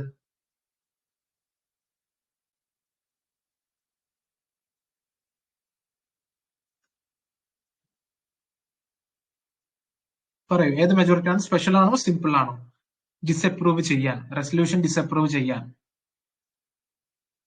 സ്പെഷ്യൽ മെജോറിറ്റി ആണോ?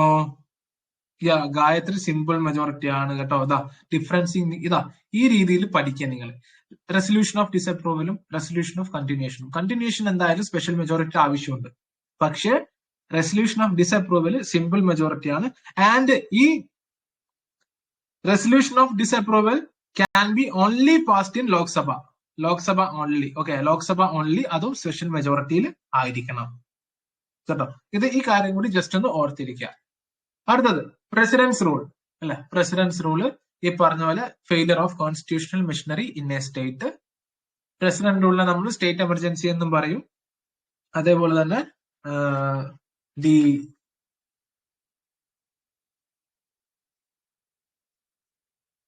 കോൺസ്റ്റിറ്റ്യൂഷണൽ എമർജൻസി എന്നും പറയും കേട്ടോ. Constitutional emergency. It must be approved by both the house of the parliament within 2 months അല്ലെ. ഇവിടെ 1 month ആയിരുന്നു, ഇവിടെ 2 months ആണ്. It doesn't affect the fundamental right of the citizen അല്ലെ. ഒരു ഈ പറഞ്ഞ പോലെ സ്റ്റേറ്റ് എമർജൻസി പ്രഖ്യാപിച്ചു കഴിഞ്ഞാൽ നമ്മുടെ ഫണ്ടമെന്റൽ റൈറ്റിനെ ഒരു രീതിയിലും ബാധിക്കില്ല. ഇവിടെ ബാധിക്കുന്ന കാര്യങ്ങൾ നമ്മൾ പ്രോപ്പർ ആയിട്ട് പഠിച്ചു. 358 എങ്ങനെ എഫക്ട് ചെയ്യുന്നു, 359 എങ്ങനെ എഫക്ട് ചെയ്യുന്നു. Every resolution approving the proclamation of its continuation must be passed by simple majority അല്ലെ. ഇവിടെ സ്പെഷ്യൽ മെജോറിറ്റി അല്ലെ. കണ്ടിന്യൂ ചെയ്യാൻ സിമ്പിൾ മെജോറിറ്റി മതി. In case of state emergency അല്ലെ. സ്റ്റേറ്റ് എമർജൻസി അപ്രൂവ് ചെയ്യാൻ must be approved by the both house of the parliament എന്ന് പറഞ്ഞല്ലോ, within 2 months. Special majority ആണോ സിമ്പിൾ മെജോറിറ്റി ആണോ അല്ലെ? Must be approved by the both house of the parliament. Special majority ആണോ simple majority ആണോ house proclaim ചെയ്യേണ്ടത്? Simple majority ആണ് കേട്ടോ. സിമ്പിൾ മെജോറിറ്റി ആണ്. അതേപോലെ തന്നെ കണ്ടിന്യൂഷനും സിമ്പിൾ മെജോറിറ്റി ആണ്. President can revoke at any time and such A proclamation doesn't require parliamentary approval അല്ലെ. ഇവിടെയും ഡിഫറൻസ് നോക്കിയാൽ നിങ്ങൾ. ഇവിടെ എന്താണ്? President can revoke at any time without parliamentary approval അല്ലെ. രണ്ടും ഈ പറഞ്ഞ രീതിയിൽ നാഷണൽ എമർജൻസി ആണെങ്കിലും സ്റ്റേറ്റ് എമർജൻസി ആണെങ്കിലും അല്ലെ, പ്രസിഡന്റിന് എപ്പോ വേണമെങ്കിലും റിവോക്ക് ചെയ്യാം, പിൻവലിക്കാം, പാർലമെന്റിന്റെ അപ്രൂവൽ ഇല്ലാതെ. പക്ഷെ ഇവിടെ എന്താണ്? ഇവിടെ ലോകസഭ ഒരു റെസൊല്യൂഷൻ പാസ്സാക്കിയാൽ അല്ലെ, ഈ സിമ്പിൾ മെജോറിറ്റിയിൽ ലോക്സഭ ഒരു റെസൊല്യൂഷൻ പാസ്സാക്കണല്ലേ, ഡിസ്അപ്രൂവൽ. അങ്ങനെ പാസ്സാക്കിയാൽ പ്രസിഡന്റ് എന്തായാലും റിവോക്ക് ചെയ്യണം. ഇവിടെ എന്താണ്, doesn't require any parliamentary approval. Just ഒരു ഡിഫറൻസ് മനസ്സിലാക്കുക. Here continue for 6 months and can be extended for a period of 3 years അല്ലെ. ഇങ്ങനെ 6 months ഇങ്ങനെ പോയി 3 വർഷം വരെ മാത്രമേ ഇത് എക്സ്റ്റെൻഡ് ചെയ്യാൻ സാധിക്കുകയുള്ളൂ. പക്ഷെ ഇവിടെ എന്താണ്, ഇൻഡെഫിനിറ്റ് ആയിട്ട് നമുക്ക് എക്സ്റ്റെൻഡ് ചെയ്യാൻ സാധിക്കും പാർലമെന്റിൽ. അതും ജസ്റ്റ് ഒന്ന് ഓർത്തിരിക്കുക. ഫിനാൻഷ്യൽ എമർജൻസി അല്ലെ, financial emergency threat to the financial stability and credit of India must be approved by both houses of the parliament within 2 months അല്ലെ. ഈ പറഞ്ഞ പോലെ സ്റ്റേറ്റ് എമർജൻസി പോലെ തന്നെ രീതിയിൽ. It doesn't affect the fundamental rights. Obviously അറിയാം, financial എമർജൻസിയിൽ ഒരു രീതിയിലും ഫണ്ടമെന്റൽ റൈറ്റിനെ ബാധിക്കില്ല. Resolution approving shall be passed by simple majority by both the house of the parliament അല്ലെ. ഏകദേശം സ്റ്റേറ്റ് മെജോറിറ്റി സ്റ്റേറ്റ് എമർജൻസിയുമായിട്ട് സിമിലർ ആണ്. President can revoke at any time. Such a proclamation doesn't require parliamentary approval. Once approved, the financial emergency will continue for indefinite period till it is revoked. അല്ലെ, ഇവിടെ ഒരു തവണ financial emergency declare ചെയ്ത് കഴിഞ്ഞാൽ അല്ലെ, പിന്നീട് ഈ പറഞ്ഞ പോലെ 6 മാസം കൂടി ഇരിക്കേണ്ട കാര്യമൊന്നുമില്ല. ഇൻഡെഫിനൈറ്റ് പീരീഡ് ആയിട്ട് ഇങ്ങനെ നീണ്ടു പോകും. ഏതുവരെ, ഇത് റിവോക്ക് ചെയ്യുന്നത് വരെ അല്ലെ, പ്രസിഡന്റ് റിവോക്ക് ചെയ്യുന്നത് വരെ. ഈ മൂന്നിന്റെയും ഡിഫറൻസ് ജസ്റ്റ് ഒന്ന് മനസ്സിലാക്കുക. കുറച്ച് കാര്യങ്ങൾ കൂടി.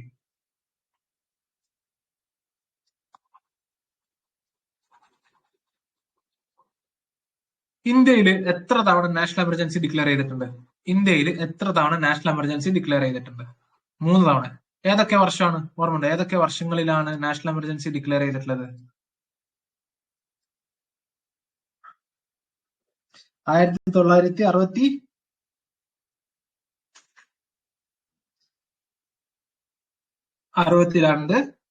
പിന്നീട് 1971, 75 അല്ലെ. ഇങ്ങനെ 3 തവണ ഇന്ത്യയിൽ നാഷണൽ എമർജൻസി പ്രൊക്ലെയിം ചെയ്തിട്ടുണ്ട്. യെസ്, ഫസ്റ്റ് തവണ പ്രൊക്ലെയിം ചെയ്തത് ചൈനീസ് അഗ്രഷൻ അല്ലെ, ചൈനീസ് അഗ്രഷൻ 1971 ഏത് റീസൺ കൊണ്ടാണ് പ്രൊക്ലെയിം ചെയ്തത്? Attack of the Pakistan attack 1975 അല്ലെ.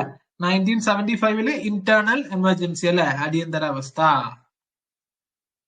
Indira Gandhi, yes very good Jino Joy. Indira Gandhi അല്ലെ, ഇന്ത്യയിൽ ആകെ ഒരു തവണ മാത്രമേ ഇന്റേണൽ എമർജൻസി പ്രകാരം ഈ പറഞ്ഞ പോലെ നാഷണൽ എമർജൻസി പ്രൊക്ലെയിം ചെയ്തിട്ടുള്ളൂ.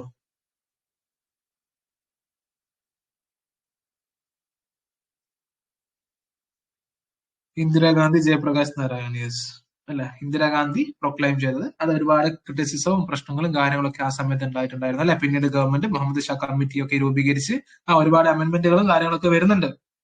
ഇനി സ്റ്റേറ്റ് എമർജൻസി ഇന്ത്യയിൽ എത്ര തവണ പ്രൊക്ലെയിം ചെയ്തിട്ടുണ്ട്? സംഖ്യ അറിയാമോ?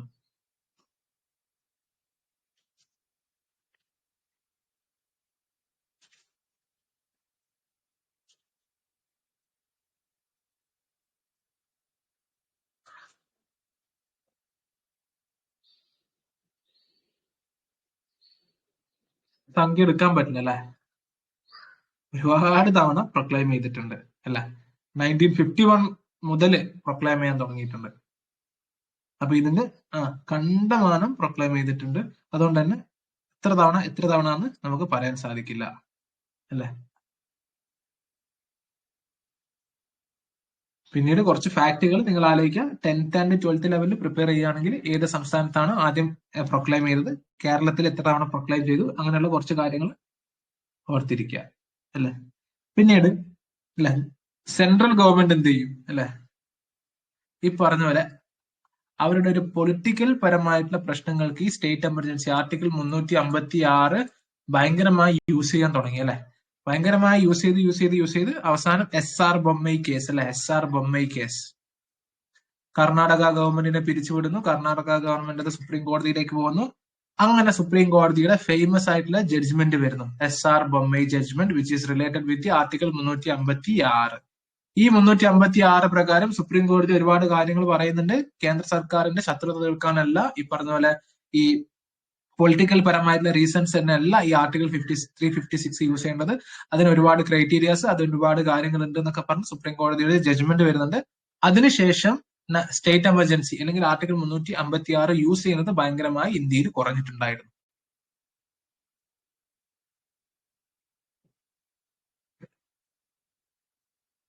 ഒരുപാട് ജഡ്ജ്മെന്റ് ഉണ്ട് കേട്ടോ. അതായത് SR ബൊമ്മൈ കേസിന്റെ ഈ പ്രസിഡന്റിന്റെ proclamation under the judicial review ആണ് അല്ലെ. അതായത് പ്രസിഡന്റിന്റെ സാറ്റിസ്ഫാക്ഷൻ കൊണ്ട് നമുക്ക് സ്റ്റേറ്റ് എമർജൻസി പ്രൊക്ലെയിം ചെയ്യാം, പക്ഷെ അത് റിലവന്റ് ഫാക്ടുകളും ഉണ്ടായിരിക്കണം അല്ലെ. അങ്ങനെ കണ്ടമാനം ഈ പറഞ്ഞ പോലെ ആർട്ടിക്കിൾ 356 യൂസ് ചെയ്യാൻ പാടില്ല എന്ന് പറയുകയാണ് SR Bommai judgment. SR Bommai ജഡ്ജ്മെന്റിന്റെ ഈ ഒരു ബാക്ക്ഗ്രൗണ്ട് ഓർത്തിരിക്കുക. അതുമായി ബന്ധപ്പെട്ട ക്വസ്റ്റ്യൻ വരികയാണെങ്കിൽ നിങ്ങളുടെ ലോജിക്കൽ പവർ യൂസ് ചെയ്തിട്ട് ക്വസ്റ്റ്യൻ അറ്റംപ്റ്റ് ചെയ്യാം.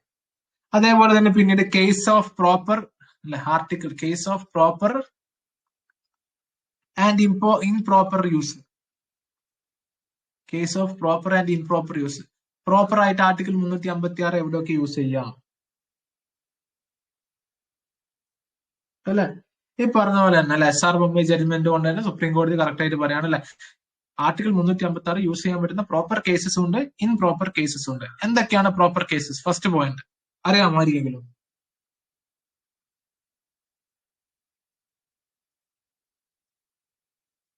പോയിന്റ് മെയിൻസിന് ചോദിക്കാം കേട്ടോ, മെയിൻസിന് ചോദിക്കാം.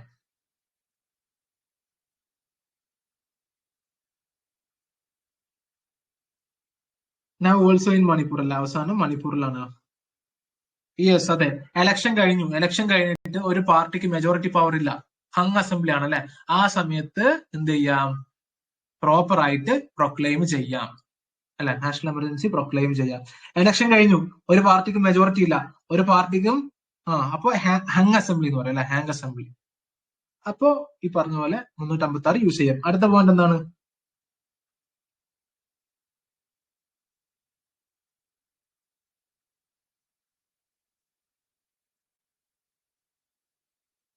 Administration failure.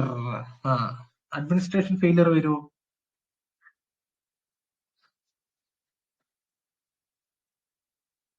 Ministry resignation, Sultana.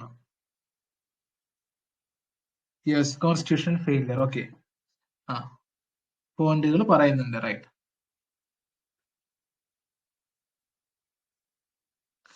Political ഈ പറഞ്ഞ പോലെ എലക്ഷൻ കഴിഞ്ഞു, ഒരു പാർട്ടിക്ക് മെജോറിറ്റി കിട്ടി.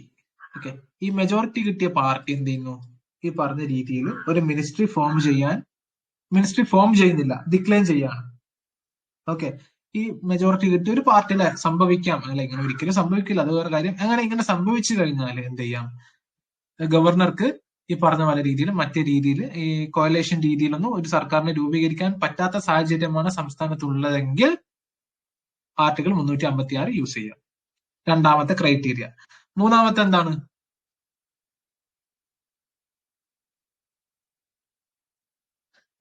വേറെ മിനിസ്ട്രി റിസൈൻസ് അല്ലെ, മിനിസ്ട്രി റിസൈൻസ്. റിയ സുൽത്താന പറഞ്ഞു മിനിസ്റ്റർ റിസൈൻ ചെയ്യുന്നു അല്ലെ. വേറെ ministry resign after it defeats in the assembly and no other party is willing to form a ministry commanding അല്ലെ. ഒരു പാർട്ടിക്ക് നിങ്ങൾ ശ്രദ്ധിക്കേണ്ട ഒരു മെജോറിറ്റി ഇല്ല സംസ്ഥാനത്ത്, ഈ പറഞ്ഞ രീതിയിൽ ഒരു കൗൺസിലിനെ മിനിസ്ട്രി ഓഫ് കൗൺസിലിനെ രൂപീകരിച്ച് സർക്കാർ ഉണ്ടാക്കാൻ പറ്റുന്നില്ലെങ്കിൽ ഇത് പ്രോപ്പർ ആയിട്ട് യൂസ് ചെയ്യാൻ പറ്റും. ഫെഡറൽ സ്ട്രക്ചറിന് എഗെയിൻസ്റ്റ് എന്തെങ്കിലും ചെയ്താൽ. യെസ്, കറക്റ്റ് അല്ലെ. Constitutional direction of the centre by the central government disregarded by the state government അല്ലെ. ഇങ്ങനെയുള്ള സാഹചര്യങ്ങളിലും ആർട്ടിക്കിൾ 356 യൂസ് ചെയ്യാം. അതേപോലെ തന്നെ when the government is deliberately acting against a constitution declare ചെയ്യാൻ പറ്റും അല്ലെ. അതേപോലെ തന്നെ security of the state endanger ചെയ്യുന്നതൊക്കെ, ഡെലിബറേറ്റ്ലി എൻഡേഞ്ചർ ചെയ്യുന്ന സമയത്തൊക്കെ ഈ പറഞ്ഞ പോലെ പ്രോപ്പർ ആയിട്ട് നമുക്ക് ആർട്ടിക്കിൾ 356 യൂസ് ചെയ്യാൻ പറ്റും. ഇനി എന്തൊക്കെയാണ് ഇംപ്രോപ്പർ യൂസ്? ഏതൊക്കെ സാഹചര്യങ്ങളിൽ അല്ലെ, ഏതൊക്കെ സാഹചര്യങ്ങളിൽ ഇംപ്രോപ്പർ യൂസ് ആയിട്ട് മാറും?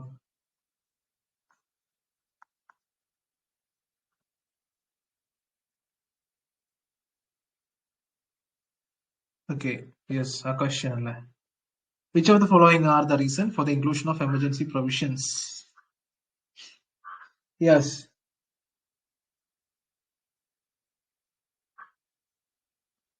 ഒരു മിനിസ്റ്റർ റിസൈൻ ചെയ്തില്ല, ഇംപ്രോപ്പർ യൂസ്. ഒരു മിനിസ്റ്റർ റിസൈൻ ചെയ്യുന്നു. എ മിനിസ്റ്റർ റിസൈൻസ്, അല്ലെങ്കിൽ ഡിസ്മിസ് ചെയ്യപ്പെട്ടു, മെജോറിറ്റി ലൂസ് ചെയ്തിട്ട്. മാൽ അഡ്മിഷനും കൊണ്ട് അല്ലെങ്കിൽ ഈ പറഞ്ഞ പോലെ കറപ്ഷനും കൊണ്ടൊന്നും നമുക്ക് ഒരു സർക്കാരിനെ പിരിച്ചുവിടാൻ സാധിക്കില്ല, അല്ലെ? അപ്പൊ ഈ പറഞ്ഞ പോലെ ഡിസ്മിസ് ചെയ്യപ്പെട്ടു. അപ്പൊ എന്താണ്, ഗവർണർ ഡയറക്ട്ലി ഈ പ്രസിഡന്റ് റൂള് റെക്കമെൻഡ് ചെയ്യുകയാണെങ്കിൽ അത് ഇംപ്രോപ്പർ യൂസ് ആണ്. ഗവർണർ എന്ത് ചെയ്യണം, മറ്റേതെങ്കിലും ആൾട്ടർനേറ്റീവ് നോക്കണം. കോalition ഗവൺമെന്റ് ഫോം ചെയ്യണം, അല്ലെങ്കിൽ വേറെ ഏതെങ്കിലും പാർട്ടിക്ക് മെജോറിറ്റി ഉണ്ടോ എന്നുള്ള കാര്യം ചെക്ക് ചെയ്തതിന് ശേഷം മാത്രമേ പ്രസിഡന്റിന്റെ ഇതിന് വിടാൻ പാടുള്ളൂ.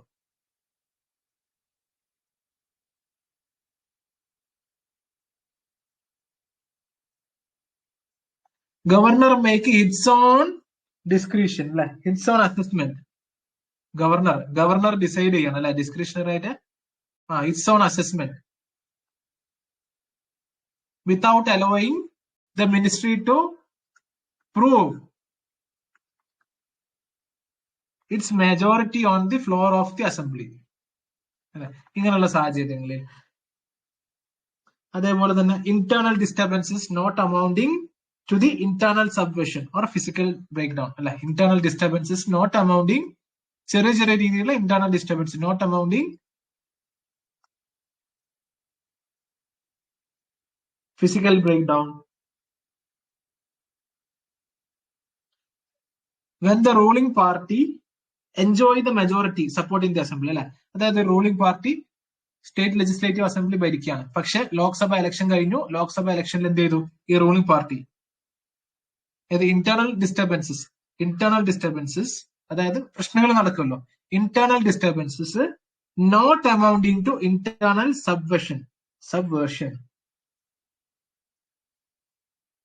ഇന്റേണൽ സബ്വേർഷൻ എന്ന് പറഞ്ഞാല് എന്താണ്? Government is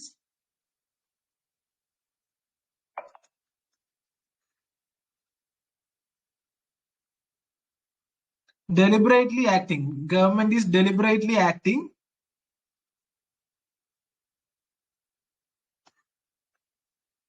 against the constitution. അതാണ് ഇന്റേണൽ സബ്വേർഷൻ. ഓക്കെ, കരുതിക്കൂട്ടി ഭരണഘടനയ്ക്കെതിരായിട്ട് പ്രവർത്തിക്കുക, അതാണ് ഇന്റേണൽ സബ്വേർഷൻ. അപ്പോ internal disturbances not amounting to internal subversion.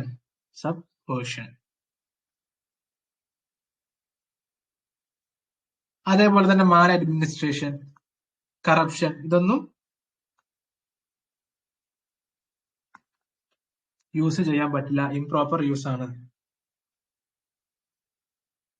അതേപോലെ തന്നെ സ്റ്റേറ്റ് ഗവൺമെന്റിന് ഈ പറഞ്ഞ പോലെ വാർണിംഗ് കൊടുക്കണം. ഓക്കെ, ഒരു പ്രയർ ആയിട്ട് ഒരു വാർണിംഗ് ഒക്കെ കൊടുത്തതിന് ശേഷം മാത്രമേ ഈ ആർട്ടിക്കിൾ 356 യൂസ് ചെയ്യാൻ പറ്റുള്ളൂ. അപ്പൊ ഇങ്ങനെയൊക്കെയുള്ള സാഹചര്യം വന്നതോടുകൂടി കേന്ദ്ര സർക്കാരിന് എന്തായി, അല്ലെങ്കിൽ യൂണിയൻ ഗവൺമെന്റിന് ഫ്രീക്വന്റ്ലി ഈ ആർട്ടിക്കിൾ 356 യൂസ് ചെയ്യാൻ പറ്റാതെയായി, അല്ലെ? അല്ലെങ്കിൽ ഈ പറഞ്ഞ പോലെ ഈ SR ബൊമ്മൈ കേസിന് മുമ്പായിട്ട് ഫ്രീക്വന്റ്ലി വർഷം ഈ പറഞ്ഞ പോലെ ഫ്രീക്വന്റ്ലി യൂസ് ചെയ്യുന്നുണ്ടായിരുന്നു. കറക്റ്റ് ആയിട്ട് അല്ലെ, ഏതൊക്കെ എങ്ങനെയൊക്കെ യൂസ് ചെയ്യാം എന്നുള്ള കാര്യം ഒന്നോടുകൂടി അതിനൊരു അന്ത്യമായി. പിന്നീടുള്ളത് ഫിനാൻഷ്യൽ എമർജൻസി ആണ്. ഫിനാൻഷ്യൽ എമർജൻസി ഇന്ത്യയിൽ ഇതുവരെയും പ്രൊക്ലെയിം ചെയ്തിട്ടില്ല, ആ കാര്യം നമുക്കറിയാം, അല്ലെ? ഇതുവരെയും ഇന്ത്യയിൽ ഫിനാൻഷ്യൽ എമർജൻസി പ്രൊക്ലെയിം ചെയ്തിട്ടില്ല. സോ ഇതാണ് നമ്മുടെ emergency provisions of the constitution. ഇതിന് നിങ്ങൾ പഠിക്കേണ്ട കാര്യം കമ്പയർ ചെയ്ത് പഠിക്കുക. And this is enough. Exam പെർസ്പെക്ടീവിൽ കാര്യങ്ങളൊക്കെ നമ്മൾ ഡിസ്കസ് ചെയ്തു. ഓക്കെ, സോ നിങ്ങൾക്ക് എന്തെങ്കിലും സംശയം ഉണ്ടോ ഈ ഇന്നെടുത്ത ഇതില് സെക്ഷനില്? Fundamental duties, DPSPs, emergency provisions of the constitution.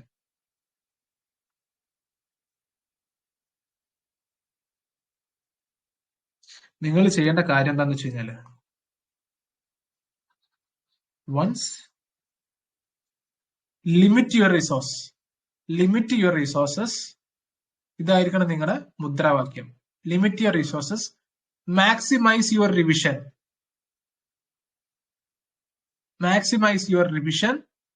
attempt number of question. ഞാനിടുന്ന MCQs അറ്റൻഡ് ചെയ്താൽ മതി, അല്ലെ? അത് നിങ്ങൾ പഠിക്കാത്ത കുറെ കാര്യങ്ങളും ഞാൻ MCQ ആയിട്ട് ഇടുന്നുണ്ട്. പഠിച്ച കാര്യങ്ങൾ മാത്രമല്ലല്ലോ എക്സാമിന് വരിക. കറക്റ്റ് ഈ രീതിയിലായിരിക്കണം നിങ്ങൾ പ്രിപ്പയർ ചെയ്യേണ്ടത്. പഠിച്ചത് മാത്രം അതേപോലെ ആയിരിക്കും എക്സാമിന് ചോദിക്കാം. നമ്മൾ പഠിച്ചത് എങ്ങനെയാണ് നമുക്ക് എക്സാമിന് മാർക്കാക്കി മാറ്റുക, അതിലാണ് കാര്യം.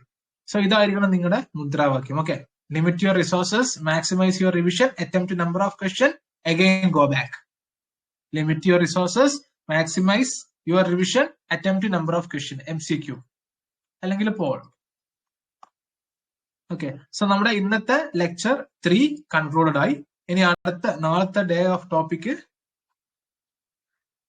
Topic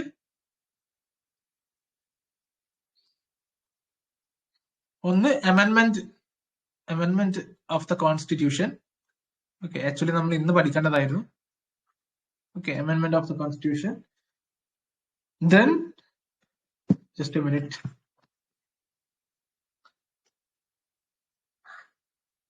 Amendment of the Constitution, basic structure. Okay, basic structure doctrine.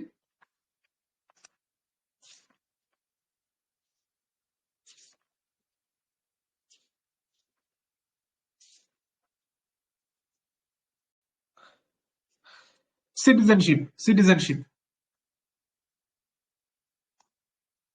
Okay, ഇത് മൂന്നുമാണ് നിങ്ങൾ പഠിക്കേണ്ടത്. ഡേ 5 മുതൽ നമ്മൾ ഇമ്പോർട്ടന്റ് ആയിട്ടുള്ള ടോപ്പിക്കിലേക്ക് കയറാൻ പോവാണ്. Parliament, central council of ministers, അതിലേക്ക് പോകാൻ പോവാണ്. ഒരു ദിവസം കൂടി നമുക്ക് ചെറിയൊരു ടോപ്പിക്കുള്ളൂ, അമെൻമെന്റ് of the constitution, basic structure and citizenship. ഇതിൽ സിറ്റിസൺഷിപ്പ് PSC, ഓക്കെ, ഇത് ഒരുപാട് പഠിക്കാനുണ്ട്. സിറ്റിസൺഷിപ്പ് ഡേറ്റും കാര്യങ്ങളെല്ലാം. ഓക്കെ, അത് ഞാൻ ക്ലാസ്സിൽ പറഞ്ഞുതരാം. നിങ്ങൾ എന്തായാലും ലക്ഷ്മികാന്ത് റീഡ് ചെയ്യുക. ഓക്കെ, ഒരുപാട് കണ്ടപാട് കാര്യങ്ങൾ സിറ്റിസൺഷിപ്പിലുണ്ട്. സിറ്റിസൺഷിപ്പിലെ ക്വസ്റ്റ്യൻസ് PSC വളരെ റെയർ ആയിട്ട് മാത്രമേ ചോദിക്കാറുള്ളൂ. ഓക്കെ, അതുകൊണ്ട് സിറ്റിസൺഷിപ്പ് പഠിക്കുന്ന സമയത്ത് ഒരുപാട് ഡേറ്റുകളും കാര്യങ്ങളും ഉണ്ടാവും. അതൊന്നും നിങ്ങൾ പഠിക്കേണ്ട കാര്യമില്ല. നിങ്ങൾ ലക്ഷ്മികാന്ത് റീഡ് ചെയ്യുക. ഞാൻ ക്ലാസ്സിൽ വരുന്ന സമയത്ത് ഏതിനാണ് നിങ്ങൾ ഇമ്പോർട്ടൻസ് കൊടുക്കേണ്ടതെന്ന് ഞാൻ കറക്റ്റ് ആയിട്ട് പറഞ്ഞുതരാം. ഓക്കെ, അപ്പൊ സിറ്റിസൺഷിപ്പ് വായിക്കുമ്പോൾ നിങ്ങൾക്ക് ഒരുപാട് ഇൻഫർമേഷൻ, ഒരുപാട് കാര്യങ്ങൾ, അനാവശ്യമായിട്ടുള്ള ഒരുപാട് കാര്യങ്ങൾ കിട്ടും. അതുകൊണ്ട് ഞാൻ ജസ്റ്റ് പറഞ്ഞതേ ഉള്ളൂ. എക്സാമിന് ചോദിക്കാത്ത ഒരുപാട് കാര്യങ്ങൾ. ഓക്കെ, അപ്പൊ സിറ്റിസൺഷിപ്പ് എന്നുള്ള ചാപ്റ്റർ വായിക്കുമ്പോൾ സെലക്റ്റീവ് ആയിട്ട് വായിക്കുക. പിന്നീട് അമെൻമെന്റും ബേസിക് സ്ട്രക്ചറും കറക്റ്റ് ആയിട്ട് വായിക്കുക. സോ ഡേ 4 ഇതാണ് നിങ്ങളുടെ. ഓക്കെ, അടുത്ത ക്ലാസ്സിൽ വരുന്നതിന് മുമ്പ് നിങ്ങൾ എന്ത് ചെയ്യുക, അമെൻമെന്റ് of the constitution, basic structure, citizenship read ചെയ്യണം. ഇതിന്റെ കൂടെ നിങ്ങൾ അറിയാലോ, ഞാൻ പറയുന്നില്ല, മലയാളം, ഇംഗ്ലീഷ്, മാത്സും പഠിക്കണം. കറണ്ട് അഫയേഴ്സ് കറക്റ്റ് ആയിട്ട് ഞാൻ മന്ത്ലി മാഗസീന് ചാനൽ അപ്ഡേറ്റ് ചെയ്യുന്നുണ്ട്. ആപ്പിൽ അപ്ഡേറ്റ് ചെയ്തു. അപ്പൊ ഈ വരുന്ന 7 ദിവസം 10 ദിവസം കൊണ്ട് ഈ കറണ്ട് അഫയേഴ്സ് മാഗസീന് നിങ്ങൾ കംപ്ലീറ്റ് ചെയ്യുക. Okay, so that is your duty to complete it. Okay, ഇനി വേറെ എന്തെങ്കിലും സംശയങ്ങൾ ചോദിക്കാനുണ്ടോ? എക്സാം റിലേറ്റഡ് ആയിട്ട്, ഈ പഠിച്ച ടോപ്പിക് അല്ലാതെ എക്സാം റിലേറ്റഡ് ആയിട്ട് എന്തെങ്കിലും സംശയങ്ങൾ ചോദിക്കാനുണ്ടോ? You can ask. അല്ലെങ്കിൽ നിങ്ങൾക്ക് എന്തെങ്കിലും സംശയങ്ങൾ ചോദിക്കാനുണ്ടെങ്കിൽ ചോദിച്ചോളൂ. നിങ്ങളുടെ കൺസേൺസ് പറയാനാണെങ്കിൽ പറഞ്ഞോളൂ.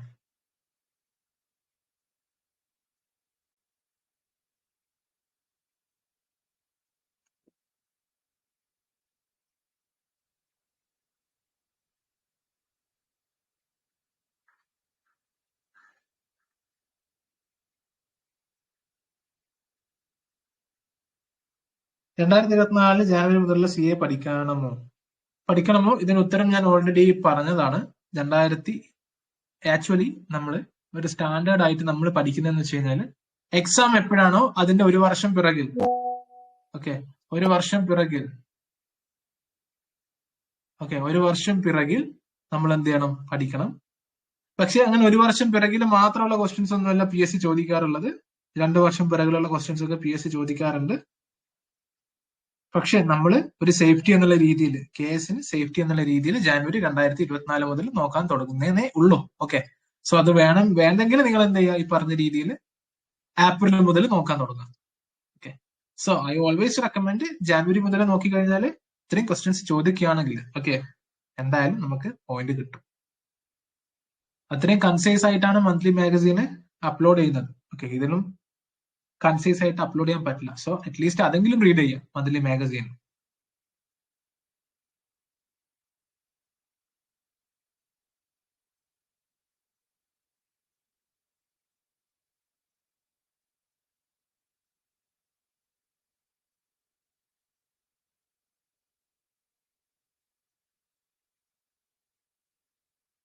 എഗെയിൻ നിങ്ങളുടെ പഠിത്തമൊക്കെ നല്ല രീതിയിൽ മുമ്പോട്ട് പോകണം. ഒരിക്കലും ബാക്ക് പോകാൻ പാടില്ല. അതിനോ ഞാൻ ഓൾറെഡി പറഞ്ഞിട്ടുണ്ടല്ലോ, ആദ്യ ക്ലാസ്സുകളിൽ 60+70+ ലൈവ് ഉണ്ടായിരുന്നു. ഇപ്പൊ എത്ര പേരുണ്ടായിരുന്നു നിങ്ങൾ നോക്കുക. അപ്പൊ ഇതിലും കുറയും ഉദ്യോഗാർത്ഥികൾ. അപ്പൊ ലാസ്റ്റ് ഉള്ള കുറച്ച് പേരായിരിക്കും എക്സാം ക്ലിയർ ചെയ്യാൻ പോകുന്നത്. അപ്പൊ അത് ആ കൂട്ടത്തിൽ ഒരാളായി മാറുക. ആൻഡ് ഹാർഡ് വർക്ക് ചെയ്യുക, പ്രോപ്പറായിട്ട് പഠിക്കുക, ഓരോ സബ്ജക്റ്റിലും PhD എടുക്കാതിരിക്കുക, എക്സാം പെർസ്പെക്റ്റീവിൽ മാത്രം പഠിക്കുക. ഓക്കെ, നമ്മുടെ നോളജ് വെച്ചിട്ട് ആൻസേഴ്സ് അറ്റംപ്റ്റ് ചെയ്യുക, അത് ശരിയാക്കുക, കണ്ടമാനം MCQs പ്രാക്ടീസ് ചെയ്യുക, ക്വസ്റ്റ്യൻസ് അറ്റംപ്റ്റ് ചെയ്യുക പഠിച്ചത് വെച്ചിട്ട്.